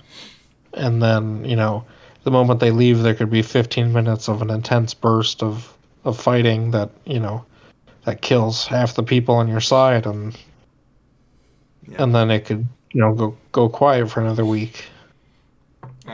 Oh, that reminds me. Have you seen 1917? I haven't. You should. It's really I know. Because what you just described reminded me of 1917 so fucking much. Because that's basically exactly how the movie is done, where it's like so long with no action whatsoever, and then all of a sudden, fast-paced action just all over the place. It is hectic, it's chaotic. You don't know where anybody is because there are just so many bullets flying. And then you go right back to silence again because everyone's either dead or moved on. Yeah. Yeah, I think that's a pretty accurate representation of what was documented as as occurring there. Take in World War One the Battle of Passchendaele. At the cost of 500,000 lives, the front moved 6 miles. But then you have a war like World War II, where the first day of the German invasion, the Panzers, Rommel's Panzer's spearhead makes it 200 miles before nightfall. And, I mean, the Germans were so far behind French lines that French civilians got in their cars and fell in behind the German column thinking it was their own army retreating. French citizens were walking up to the lead German tank and asking, Anglais, are you English? Eh. Um, Rommel's Panzer Division was called Ghost Division because it moved so fast that it outran the German radio trucks that were used to maintain communication. Mm-hmm. In the time it took for French intelligence to radio to their positions further in the border that the Germans were coming, the Germans were passing radio stations before they were getting news of the German invasion. It was just an absurd difference. Fucking hell. And that's why World War II is more popular for action movies, because it was relatively much more fast paced compared to the monotony of trench warfare. I'm just trying to imagine this. Like, back in that time, from what you've described to me, people are literally moving faster than information can travel. Yeah. Like, No, that's fucking hell. essentially what it comes to is, for a telegram operator to,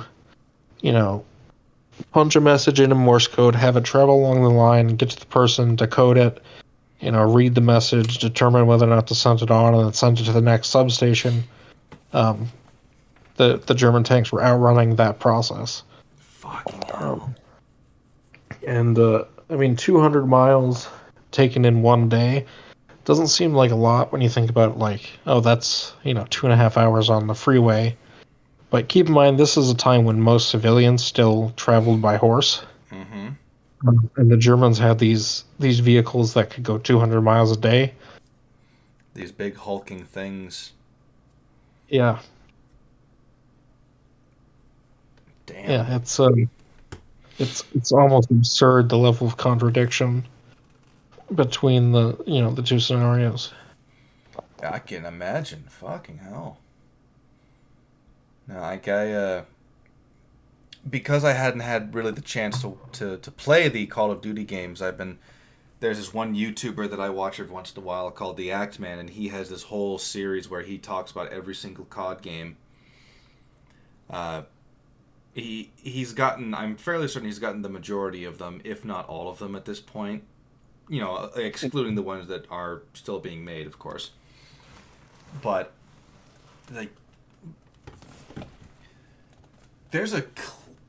it's fascinating when you see so many of them in review format where he goes through the step by step of the campaign and whatnot, because you see so many similarities between the games themselves, and you can almost kind of pick out which ones are better and which ones are worse based on how true that particular game is to the war it's based in.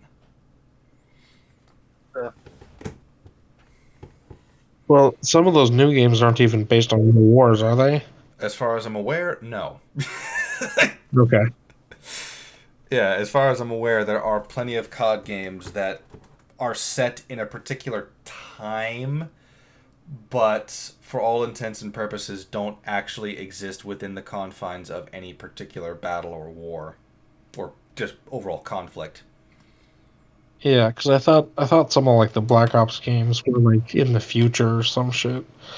Yeah, the first two, I think, the first two Black Ops games were set in a particular war. I think it was Black Ops 2 that did the one in the past, one in the present, and then one technically in the future. I think because basically it was, oh, hey, here's a new generation of American soldiers, and they're going to this veterans retirement home, and they're talking to this one guy because he fought against a terrorist way back in the day, and they want some information on the guy. And then you play through that part of the campaign where it's technically in the past, and then you get the information about Raul Menendez, and then there are segments in the present day, which is technically future, and then there's another segment where it's kind of alongside what's going on more accurately to a further past event or a further future event still in the past. Yeah, Okay. I think that one. I think that one was an example of it took place during the Cold War. Yeah, Okay. I think that one was a Cold War story. That sounds good. So I think that's the one where you defend the White House in Nazi zombies, Oh, or like you play Kennedy or something. the time that I got back into Call of Duty was purely based on the fact that I had this guy. He was a buddy of mine from when I worked at a liquor store. We popped in Call of Duty. We just played zombies. We just fucking played zombies. It was fun.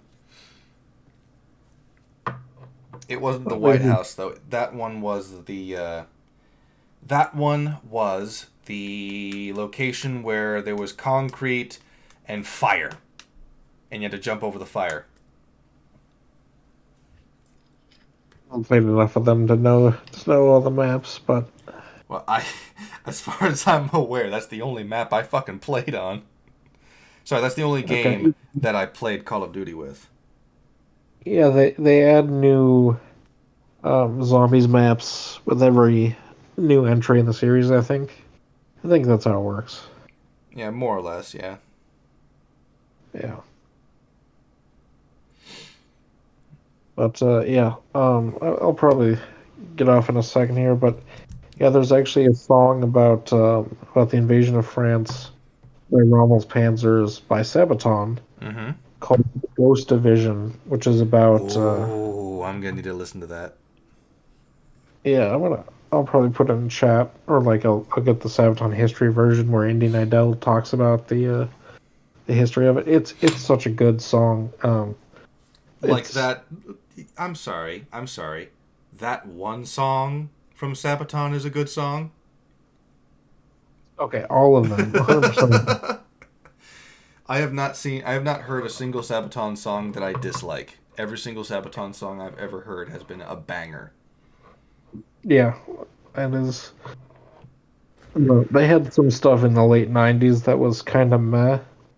Oh And yeah. they had one song on what was it? 2013 was the album Heroes. Track 6, "The Ballad of the Bull," is kind of all right. It's not very heavy. Mm-hmm. Um, it's mostly kind of a piano piece. I think it was to show off Joachim's um, piano skills. It's kind of widely regarded as their worst song, and it's still not bad at all. Um, Gotcha. it's a little bit slower. It's I don't know. It's an acquired taste, but it's still listenable. But yeah, Ghost Division. Usually either Ghost Division or Night Witches is what they open concerts with, and yeah, I mean, I think I've talked about the Night Witches with you, the Soviet female pilots. Um, You've mentioned them once or twice, but never quite so in detail. yeah, so Sabaton has a YouTube channel with the historian Indy Nidell, Mm-hmm. where they talk about the stories behind their songs. Oh, that would be lovely to watch. Oh, it's so good. I'll link it as soon as I drop out of the. Actually, I don't have to drop out of the voice chat. I can find it in the. Mm-hmm. I can pull it up on YouTube before that. And that's actually they started that with their album last time, and like they teased the new songs by doing a history about it, and then they did a little short Ooh. clip of the music. See, that's one of the many benefits of making hard rock songs based off of history. You can just fucking talk about the history. You're fascinated enough as is, and then all of a sudden, bam! Here's 4 minutes of rock and roll. Enjoy. Yep. Okay, so about 11 months ago, they wrapped up.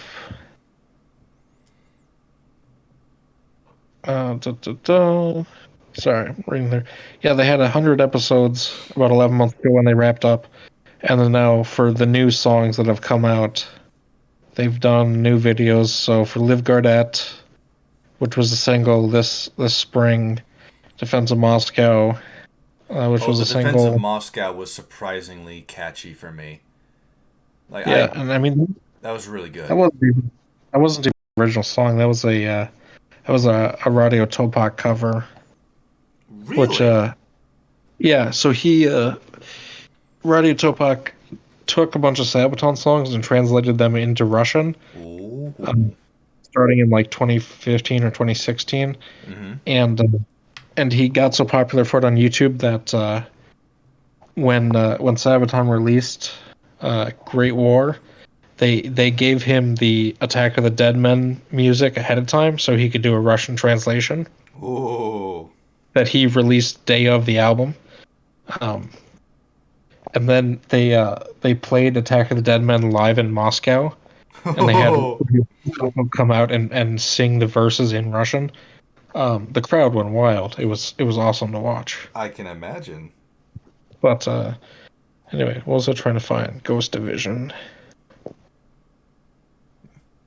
Um, can I not search within the? Let me go by most popular. It's probably up there. Yeah, it's the second most popular. Yeah, I stumbled upon Sabaton back when uh it was when I was hooked on the Astartes. There was the Astartes shorts, right? And because I saw the Astartes, YouTube was recommending me videos about, Warhammer 40K, right? And one of them Sure. was a costume up video with Sabaton in the background. Oh yeah, people love to put Sabaton over Warhammer videos. I mean, why the fuck not? Yeah. Yeah, I'm just gonna mention this right now. Like, I may not know a lot of heavy metal bands by name, but of the ones I do, I can't think of anything fucking better than Sabaton for Warhammer. Yeah, especially with their well, if they have like a World War One album, Mm-hmm. it very much matches the that whole German aesthetic. Yeah. Apparently, oh, never mind. Sorry, I was gonna tell the story of there's this one game where even in the future, like we are alone in the universe, our only enemy is ourselves. And I thought that was 40K, but then I remembered, wait, nope, nope, nope. There are most definitely aliens in Warhammer. Hmm. Man, I want to get into that game, honestly. I really do. Especially since I could literally just have a blast painting the models. Speaking of which, So you could probably work full time painting minis. I probably could. And I mean, here's Warhammer's so much. it's a little blurry. I can't really get around that without having something in the background. But Yeah, you Alvin of the Dreifeld could put Arc. behind it, I bet. Yep, hold on. Maybe I can put something. Maybe.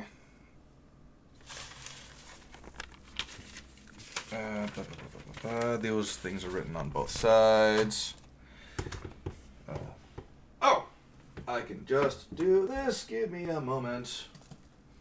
Uno momento, por favor.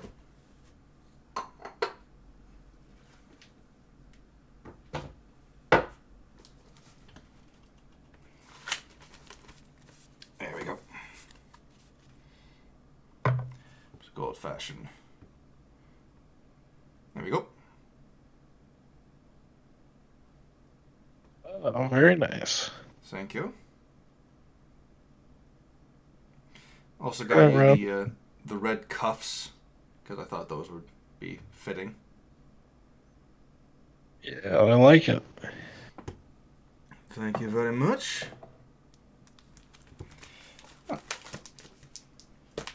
Ugh. Alright, well, it's been about 2 hours. I'm gonna hop off and go make some food. I might stay on for a little bit longer to finish off this thing, but no, thank you for popping on. I was lonely until you got here. Yeah, this has been fun. Talking about Are we Yeah, are we planning to have a game next week? I'm planning on it. Okay. Cool. I will figure out my work stuff and I'll keep you posted. I will attempt to have some, I don't know, like soda or food ready for you when you get here. All right. Because We'll figure something out. Because I feel like you are being run ragged with work recently. Yeah, but what else is new? I mean, I honestly don't know. Oh, it'll work itself out eventually. Yeah, like, is it like a 10-hour shift type of job? Is it like an 8-hour? What are we talking about? So it's supposed to be an 8 hour. Supposed to be, huh? Yeah, it depends on the day. What we're going to move to eventually is 4 10-hour shifts, Mm-hmm.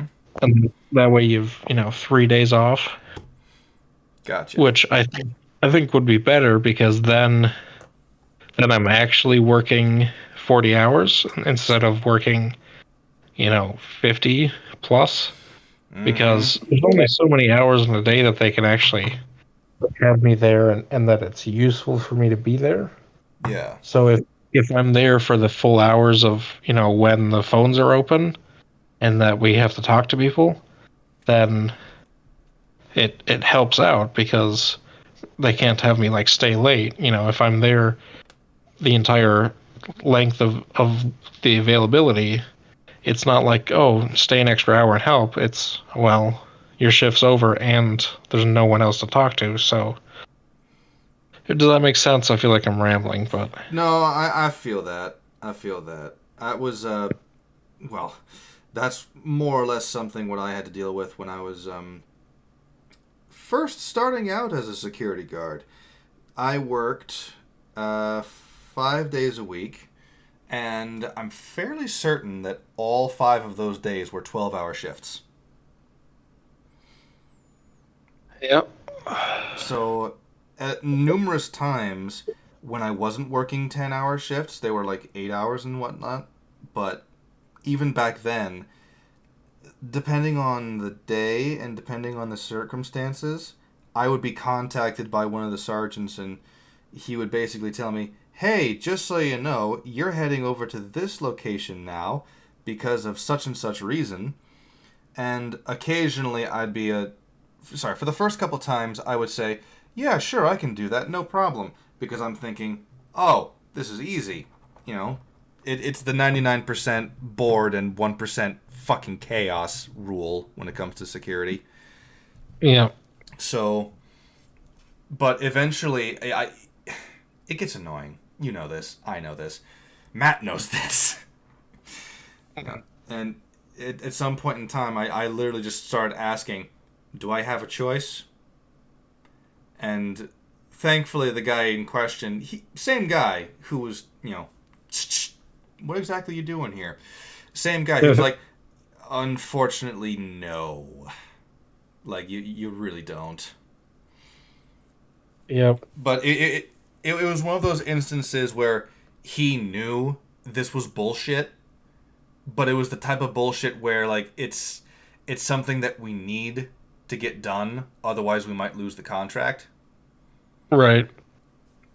So it's I have to bite the bullet because I'm the one who can. Are you hourly or salary? Hourly.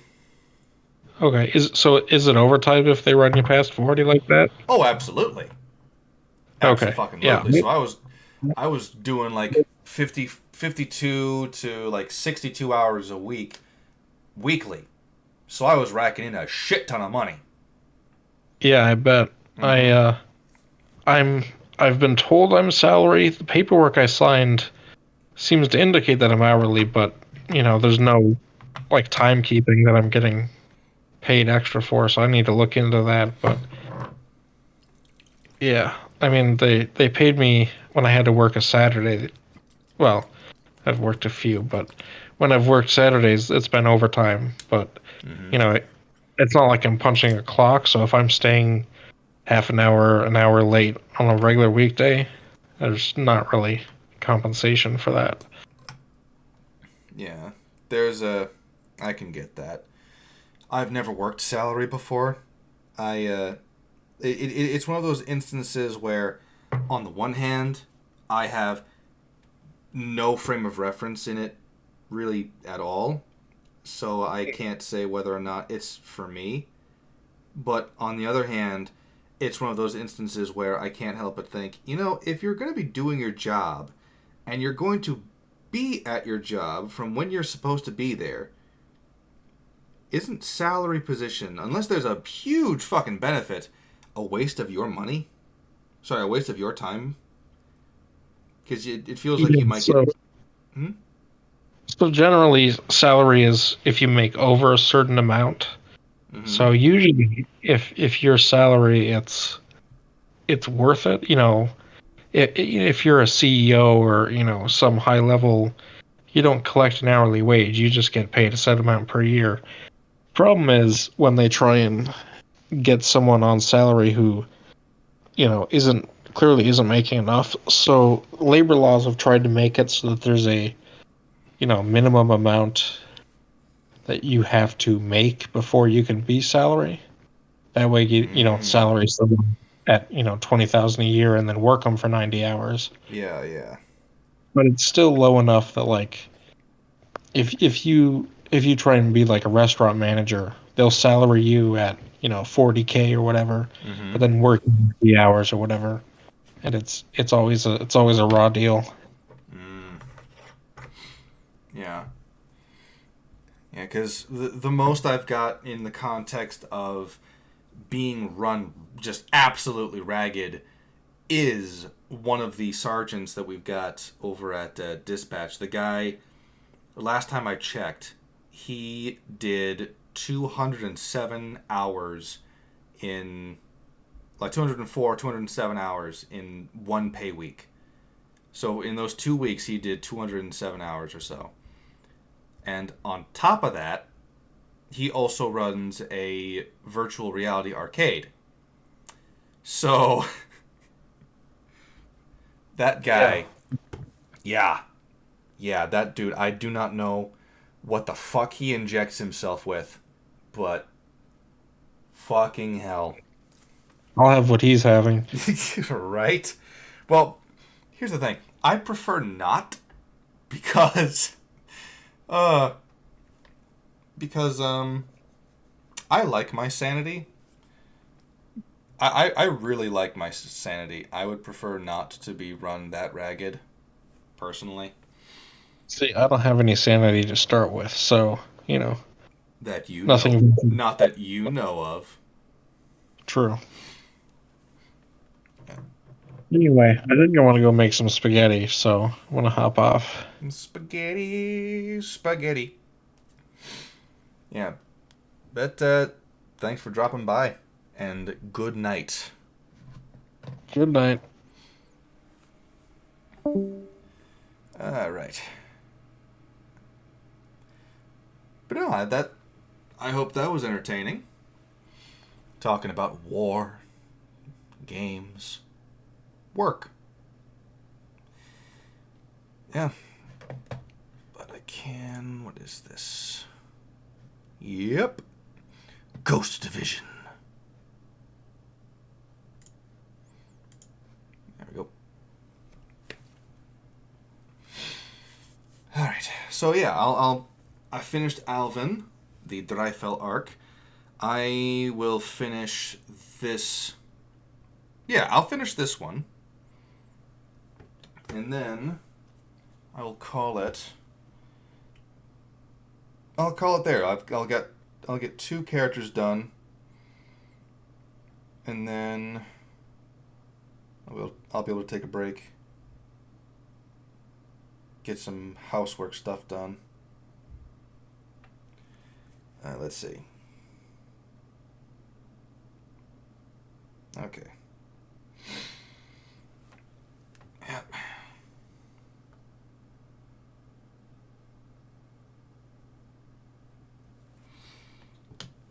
Okay. This is one of the problems, like, just small problems when it comes to this particular type of character that I designed. It's that because the pose is so tightly, no, just tightly formed, then, like, you need to be paying extra close attention to it. Otherwise, the whole thing just falls apart.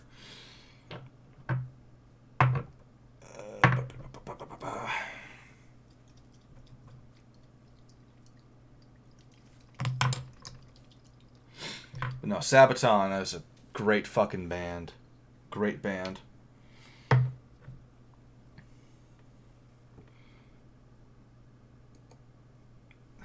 How much would I... How much could I make if I just painted minis full time?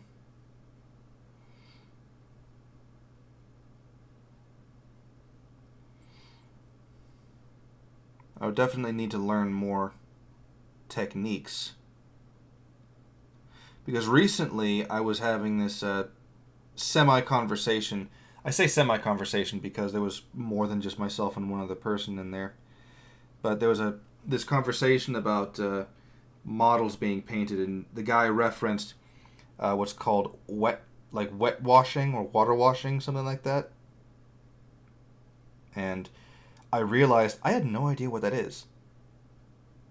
So when it comes down to like professionally, well, as professional as one can get, like professionally painting miniatures, I have no idea what that is. I have no idea how to make that a thing.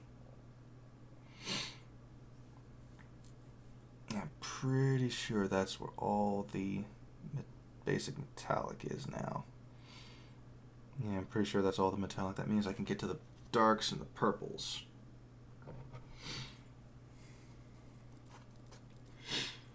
It'd be nice, though. It would be nice to get paid to paint miniatures. I kind of always told myself that I wouldn't do that until I could paint eyes. I told myself that I would do that. Whether or not that's something I should continue on doing is another matter altogether.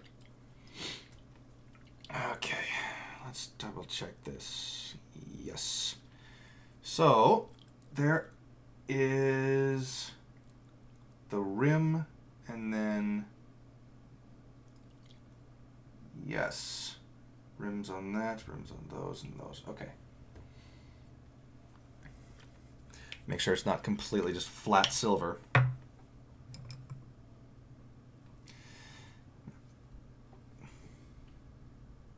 I feel like I should play the game before I start painting models for them.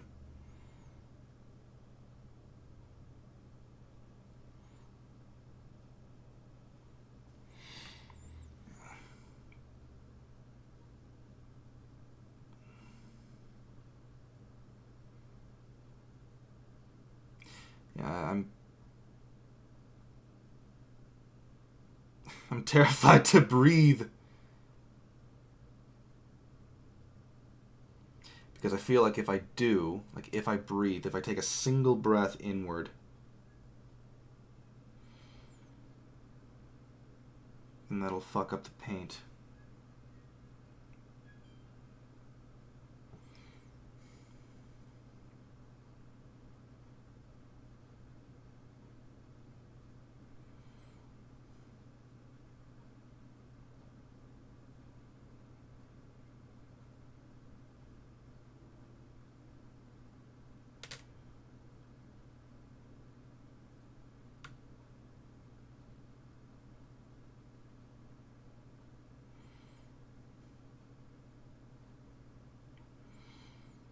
There we go. Nice.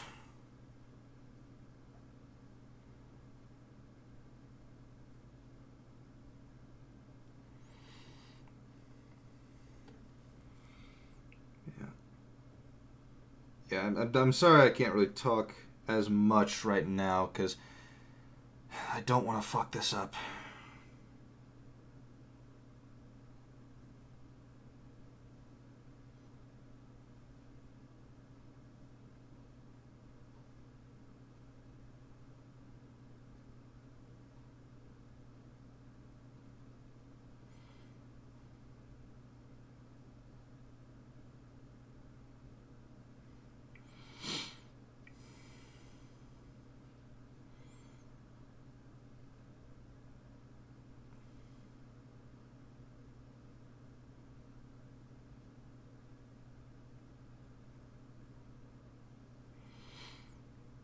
Alright. Fuck! I didn't mess up. I just realized that this is gonna be an awkward fucking thing to get to.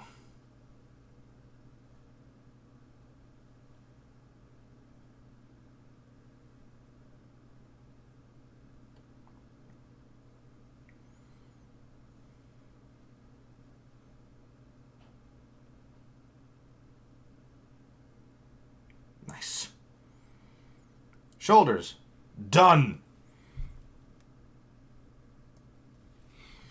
Now, I can start working on things that hopefully won't require as much patience.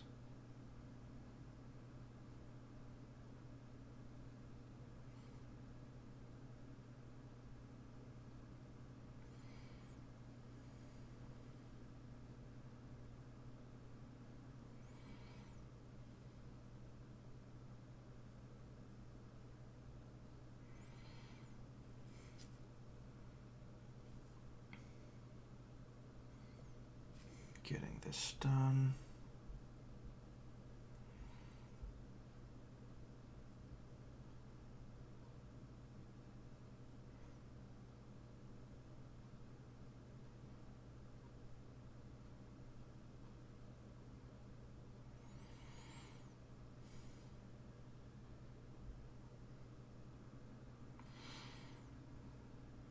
Taking on the knees.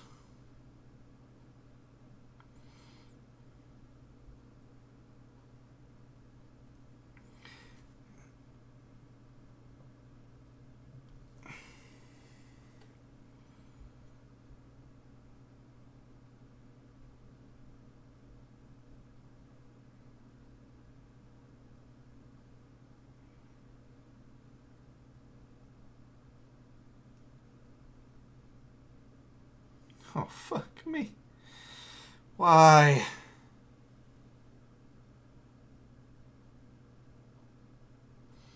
Why do you wrap all the way around?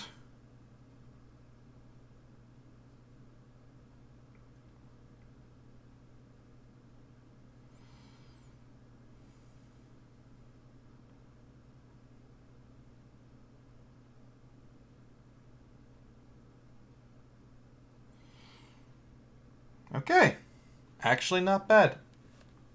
Ah! My back. I have to scrunch up so fucking hard. Because I want this thing to be somewhat visible as I'm doing it.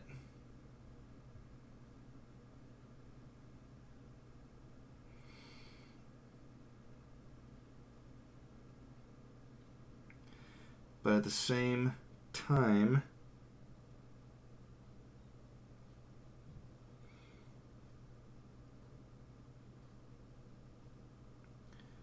this detail is so fucking small.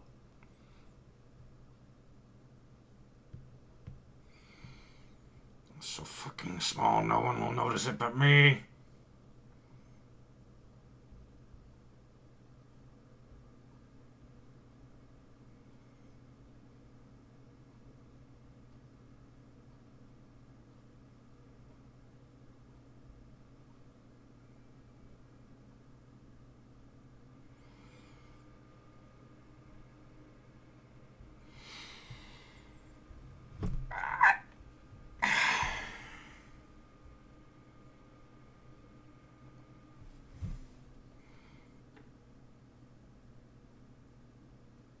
Oops. That might have been a bit too thick.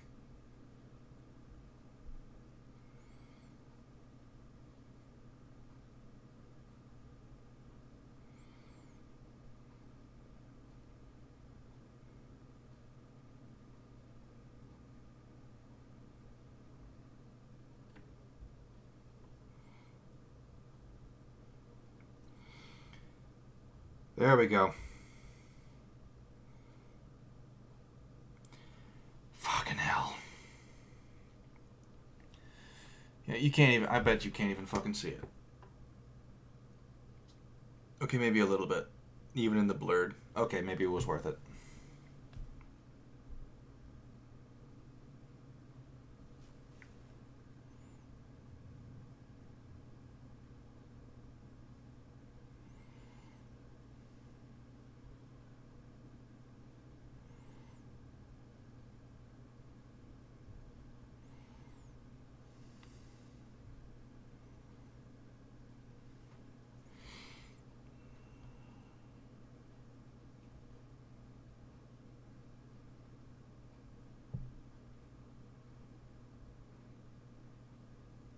There we go.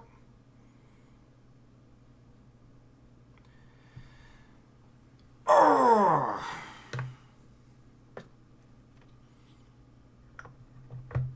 Excuse me a moment as I clean this up and then attempt to fix my back.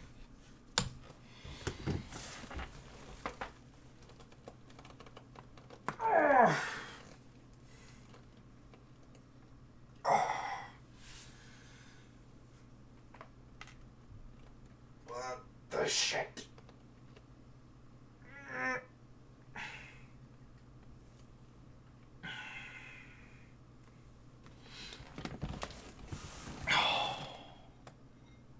Fucking hell. You see, I'm beginning to understand why some people would charge a lot of money to paint miniatures all day. Because I feel the need to have a chiropractic appointment right now.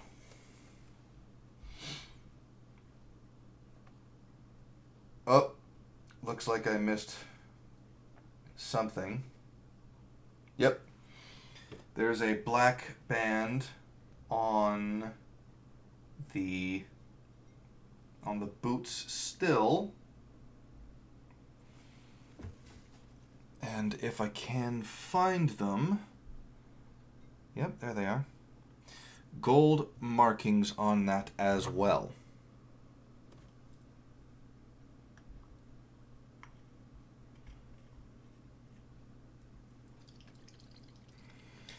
So, back into this we go.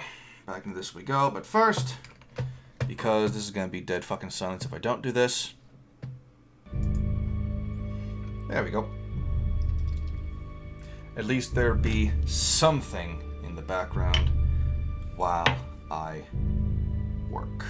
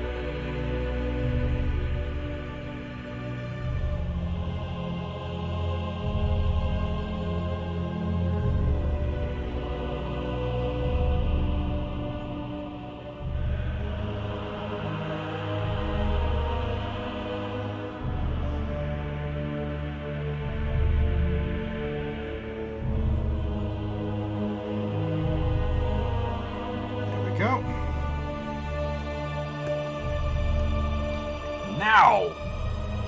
The black should be finished. Should be.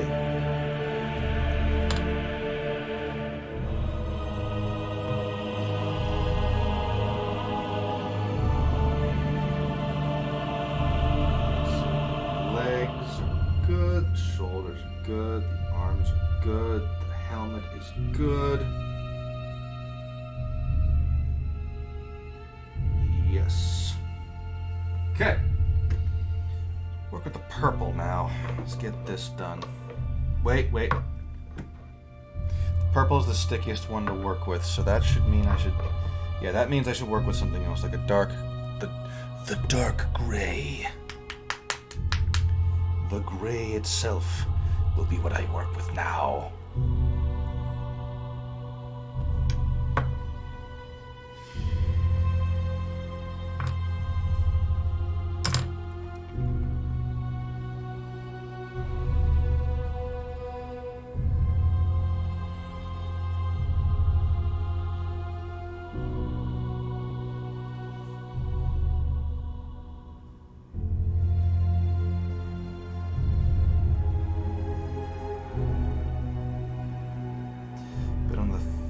Side.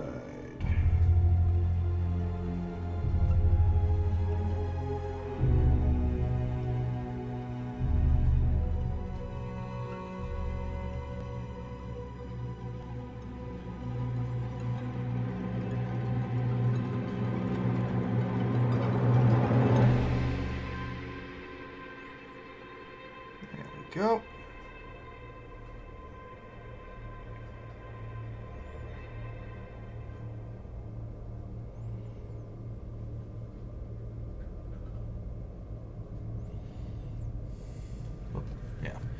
Model's not quite in frame, but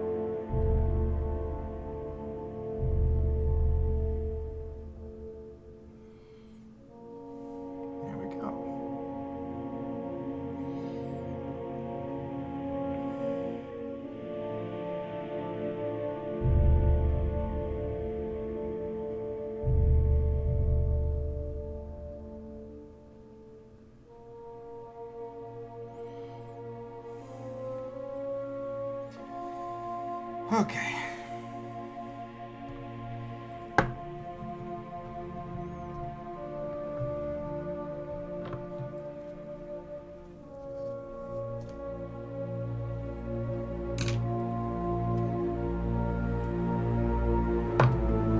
Check the colors that I got.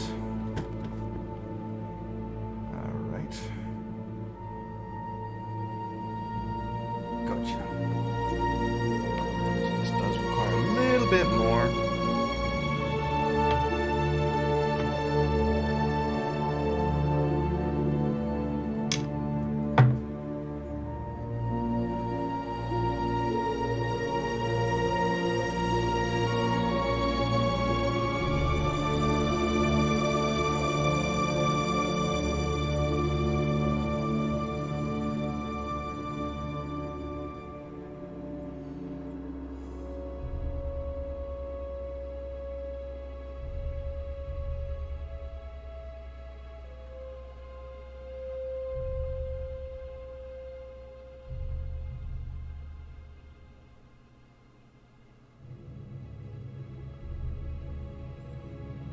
go.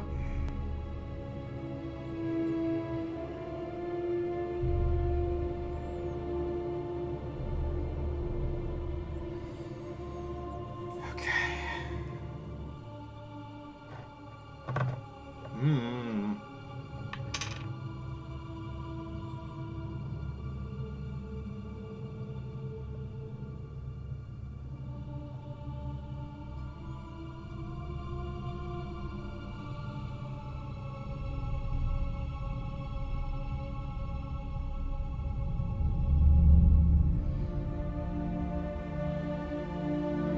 I'm getting an almost Lord of the Rings vibe from this music now. Don't get me wrong, I am perfectly okay with that. I just wasn't expecting Lord of the Rings. I mean, if I could, I'd just put Lord of the Rings music on and just listen to that the entire time. Or, if I could get away with it, I might put on a podcast. Because that way, get to... No, I shouldn't do that. I wouldn't even do that, no.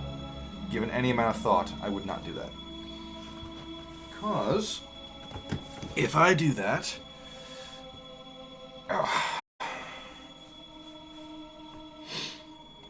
If I were to do that, that would be taking away from my ability to speak.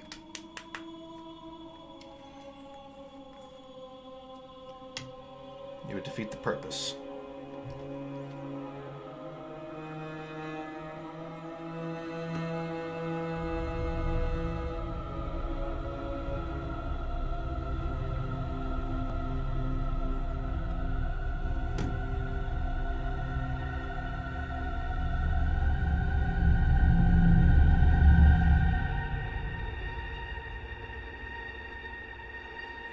All right.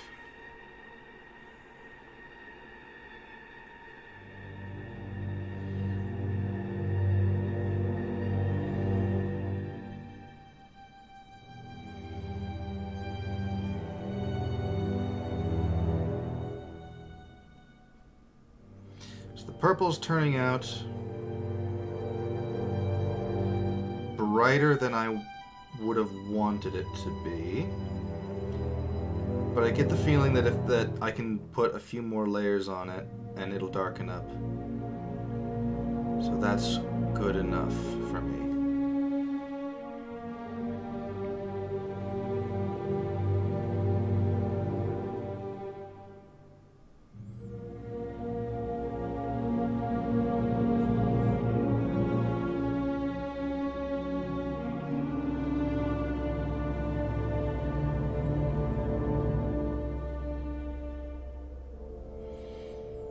Okay. Let's get the... How much purple did I put on the cape in the initial design? Black on the underside, purple on top. Got it. I can do that.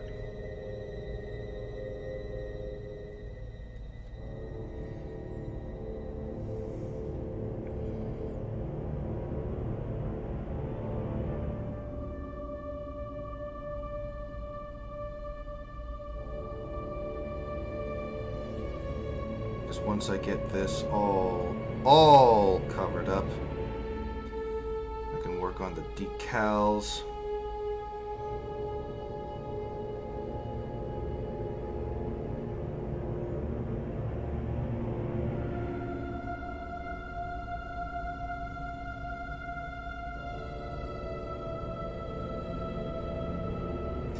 I can work about making this darker.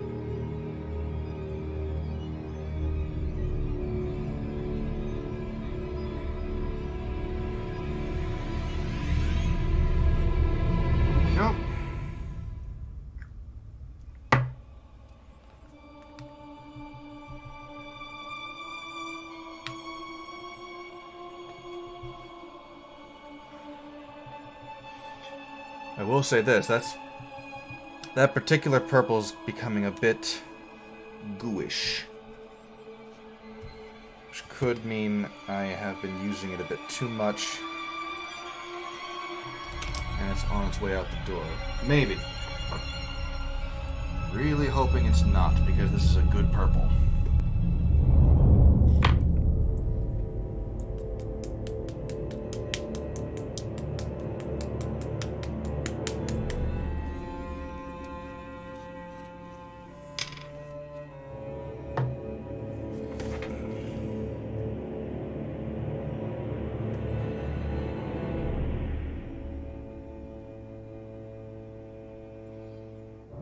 That is,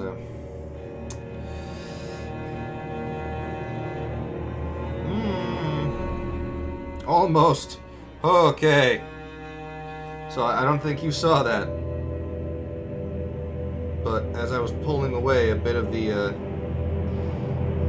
the brush actually bent backwards a little bit. Yep. This is very gunky. Not to the point of unusable by any means, but most certainly to the point of I'm gonna need to be careful how I implement this.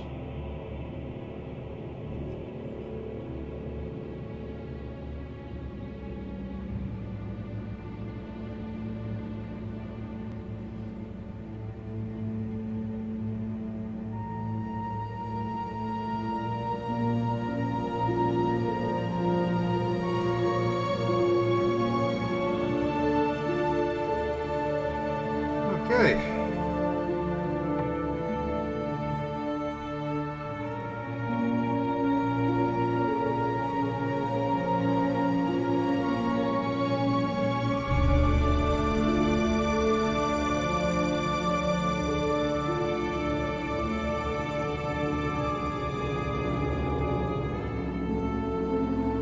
Right. Good, good, good. Everything is turning out quite good.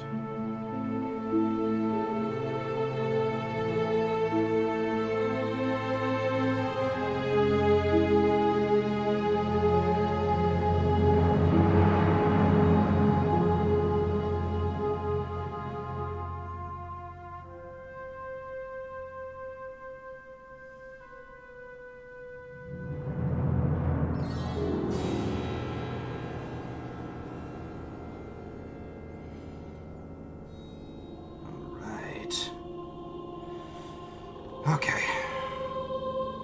Now there's a little bit of it in the front. I'm going to try to get to that as well. No, I'm not going to. I can't see a thing.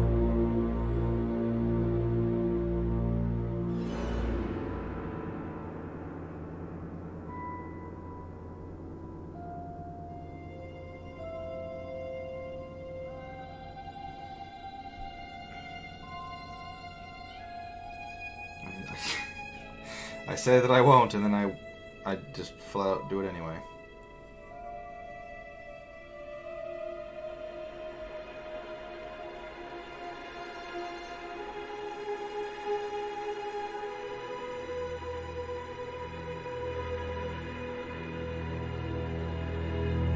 Okay.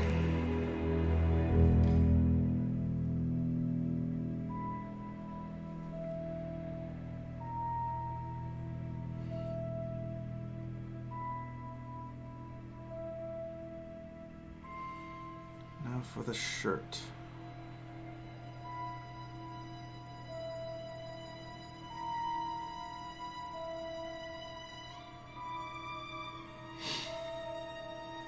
If you can't tell, there's a lot of purple with this character.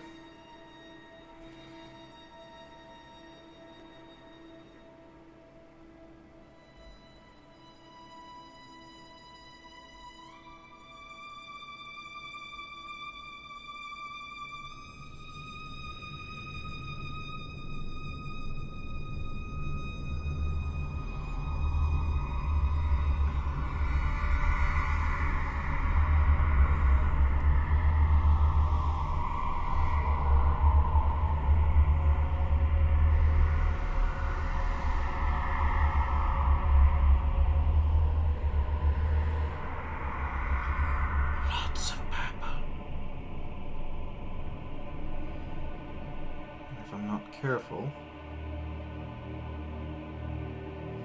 it might come out looking pink.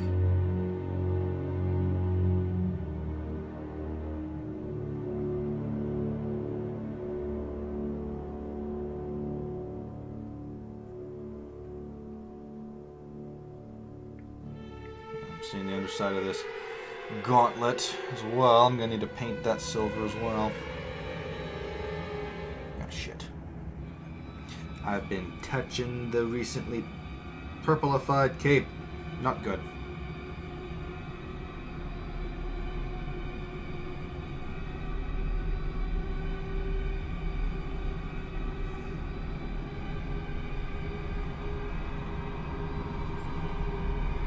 So far, so good.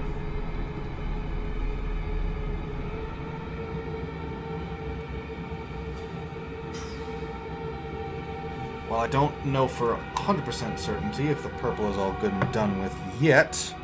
I'm just going to put that away for a moment.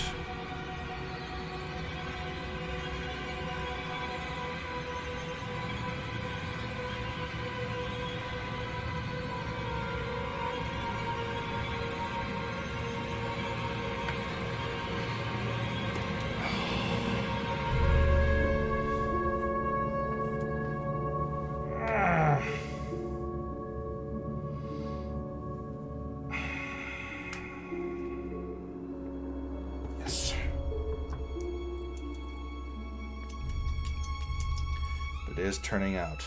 It is coming along quite nicely.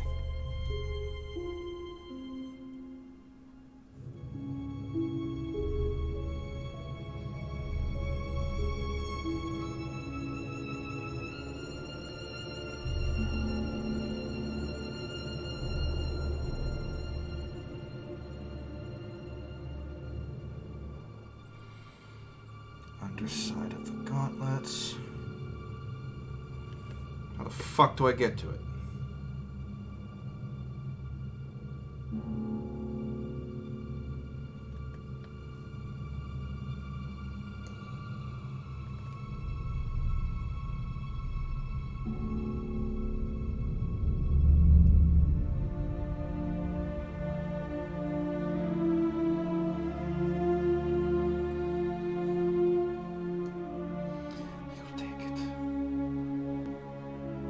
Take it all. Don't touch the purple cape, you son of a bitch. Don't touch it. It's literally right there.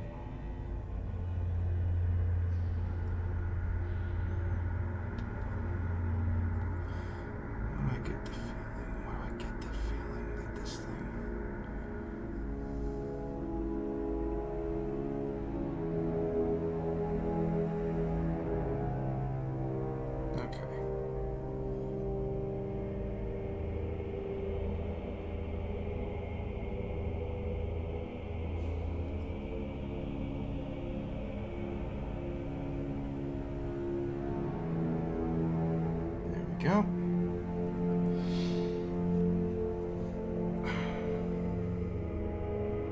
So far, from what I can tell, the only things that need to be done are the decals on the sword's pommel and guard, the face and hair, and then some decals on the belt and boots, some gold decals. Once that's done,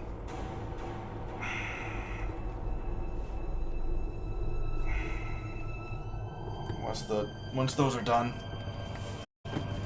I should theoretically be able to wrap it up by touching up the base, and that'll be that.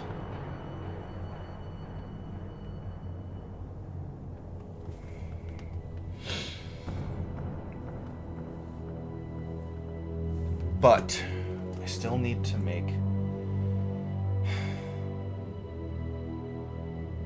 one final choice, and that is what skin tone to give her.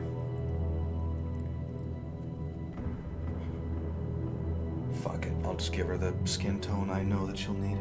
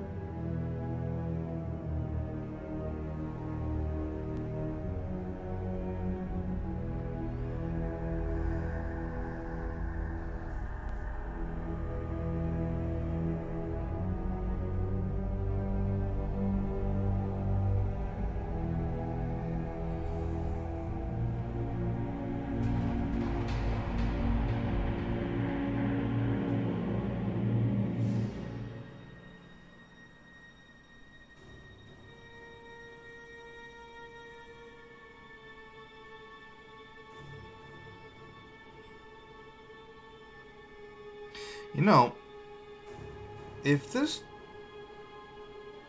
type of music were played in this type of scene, one would get the impression whatever it is that the man was painting was going to be evil.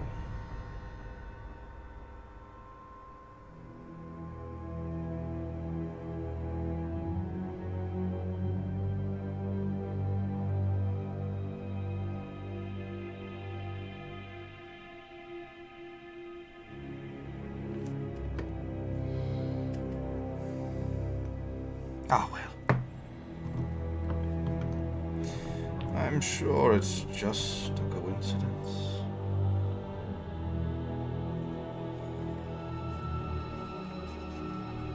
I'm sure it has nothing at all to do with my plans for the future. Nothing whatsoever.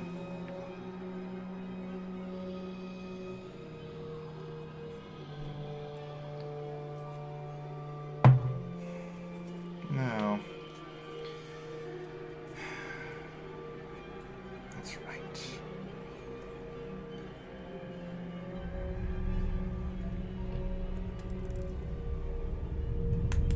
A little bit of yellow.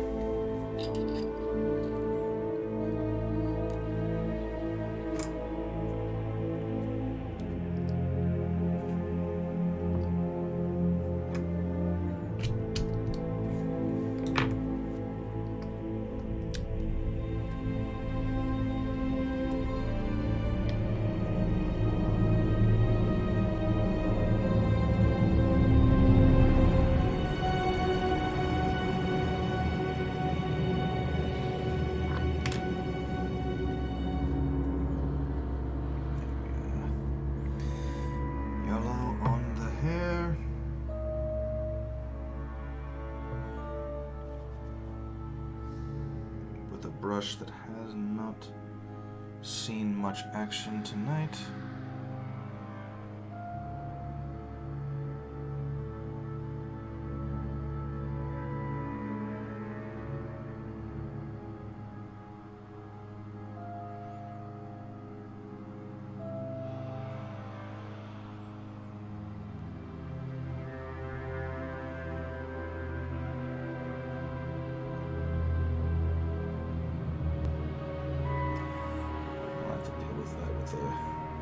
Thinner brush.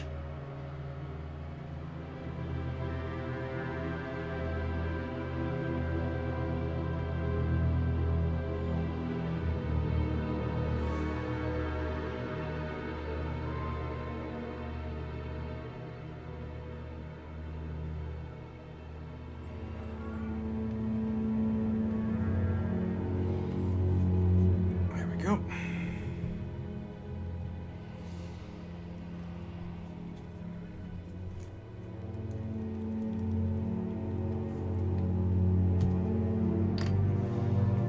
Thinner brush.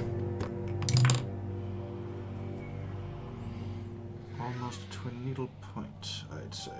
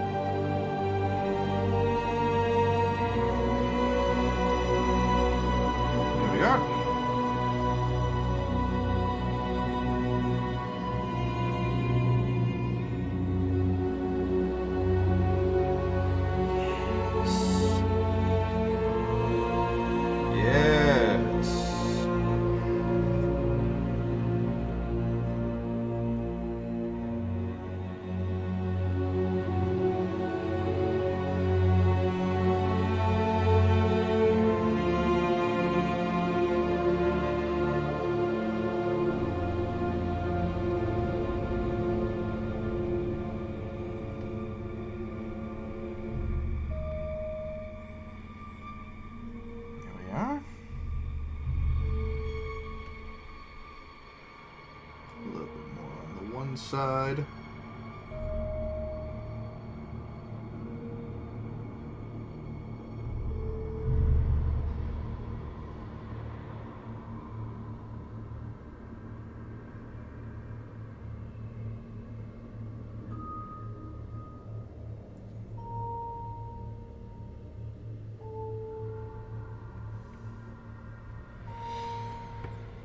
All right. Cap that for now.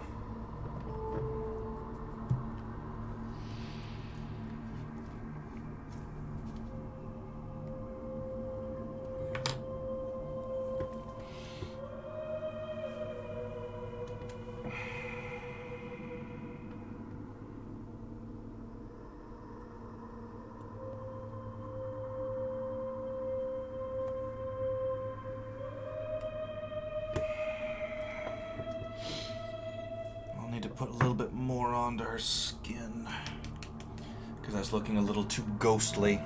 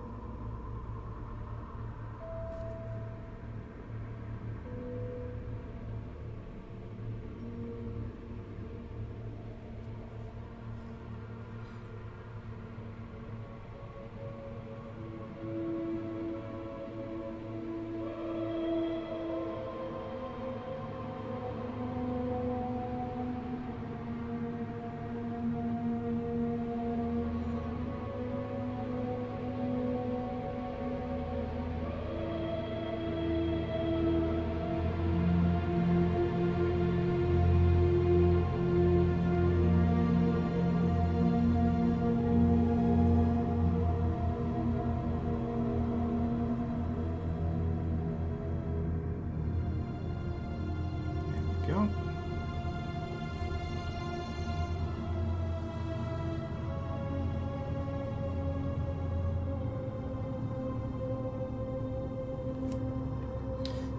Barely tell the difference, but it definitely looks better from afar. So good enough for me.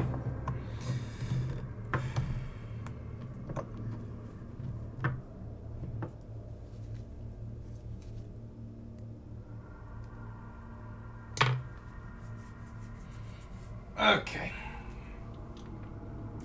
Now there is some semblance of blue and gold on the design of the handle. Fuck off. I forgot I added some lipstick to the character as well. Son of a bitch.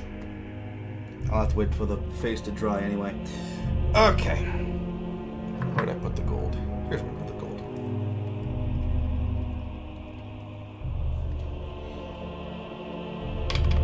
I hope the music's good, though. I hope the music is good.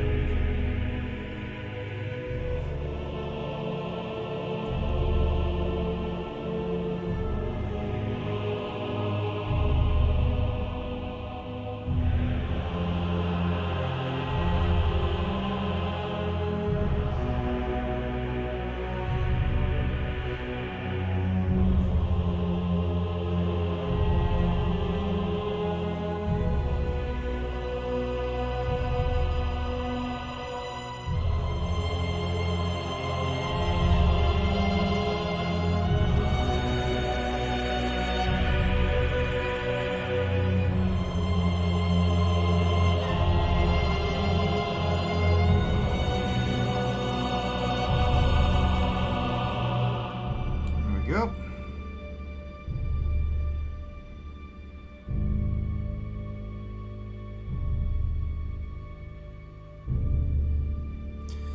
And now for the little bit of decals on the boots.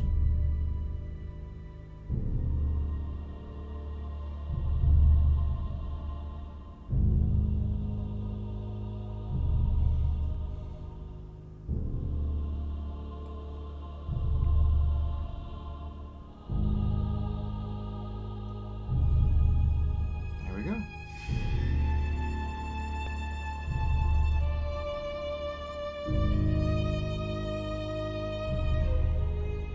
All right.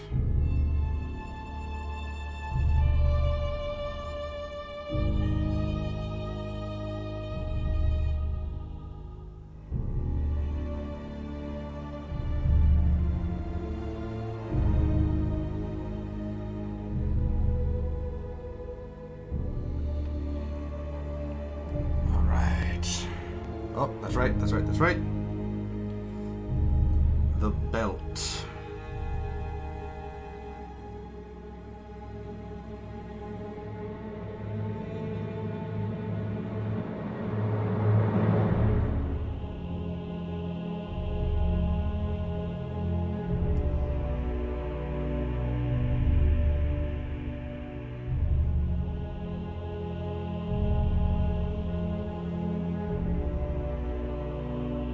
Go.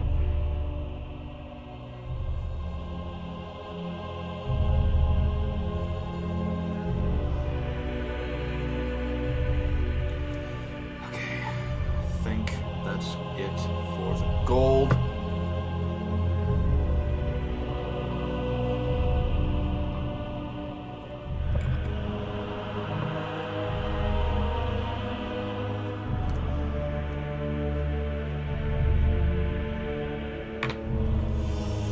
Now, let's see.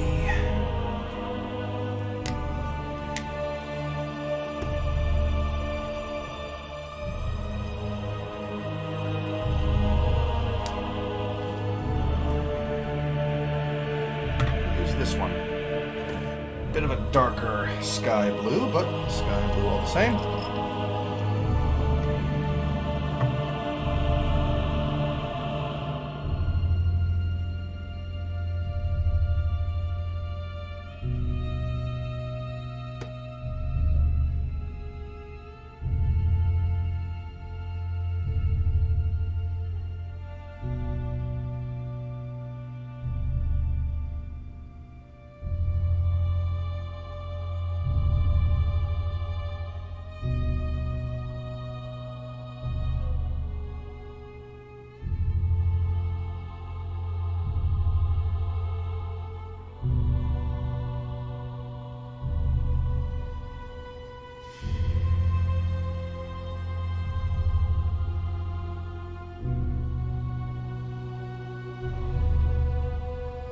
Go.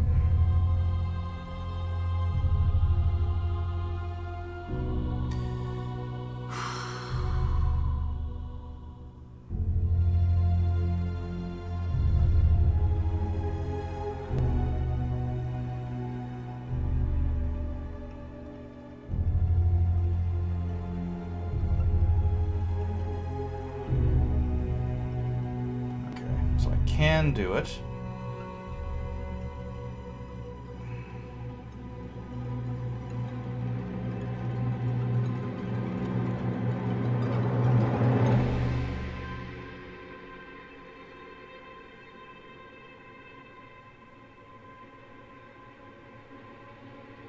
Just looks like crap if I do it shitty.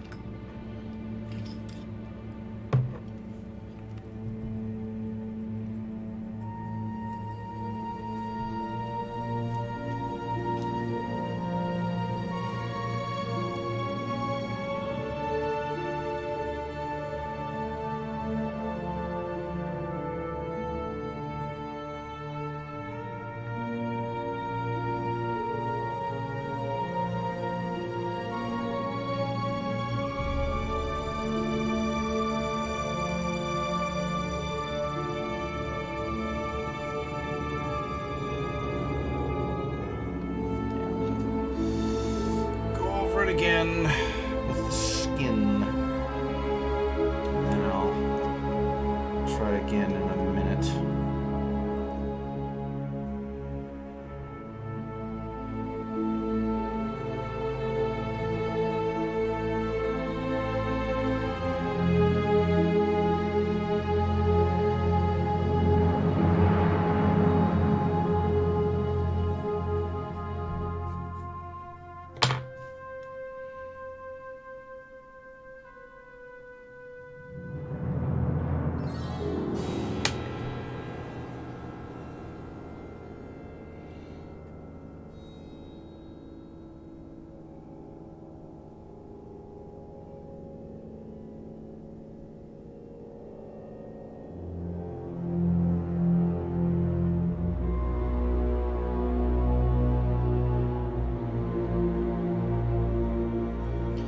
Well then, I'm gonna have to wait a while then.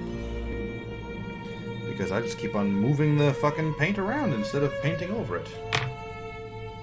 Unless it's because of the brush. Maybe.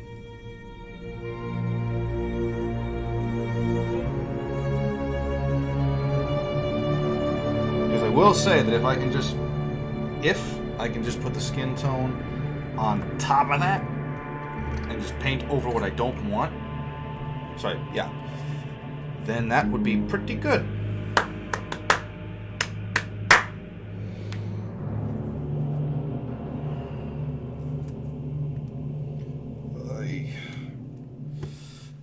Okay.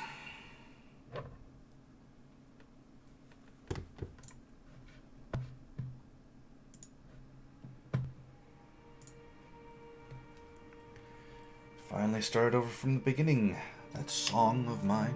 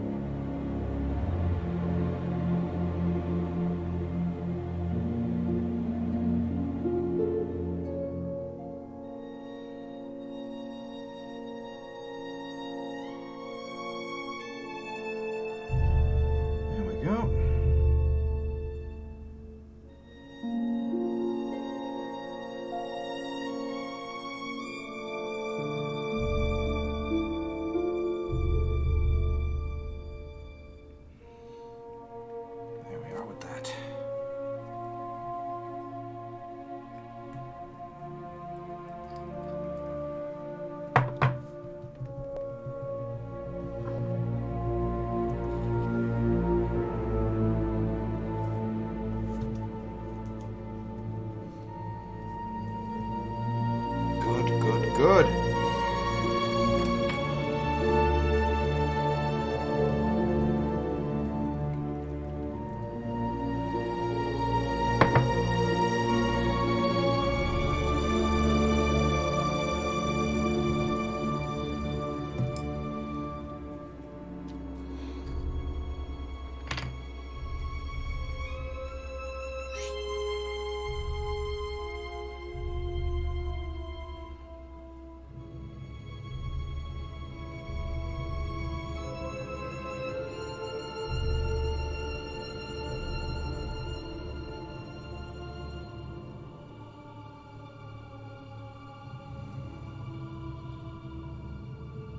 I just realized something that I should have done, but that's why painting over things is completely acceptable.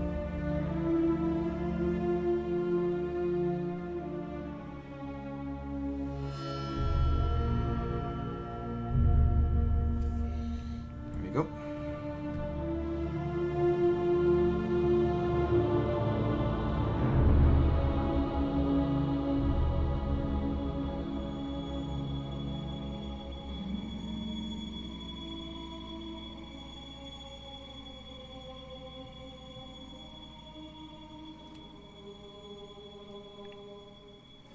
With the exception of a few mishaps, And the color on the base. This is done.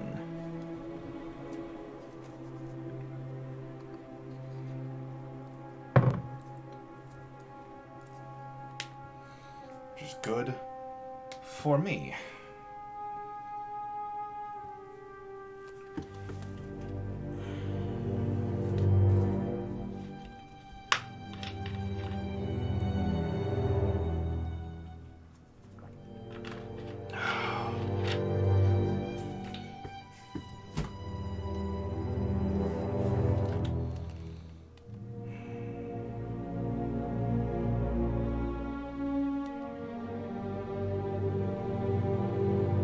Yep.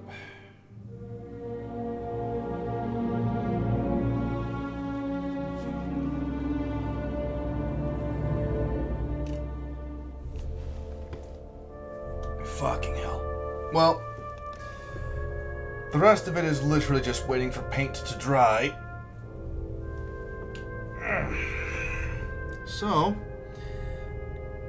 outside of, literally outside of just fixing up some of the problems, here we are.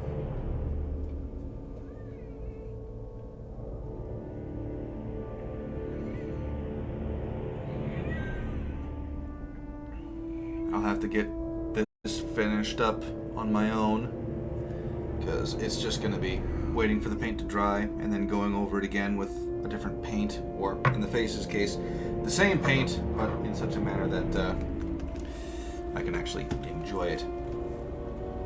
But that will be all for this particular stream. Thank you everyone for joining in, and have a good night.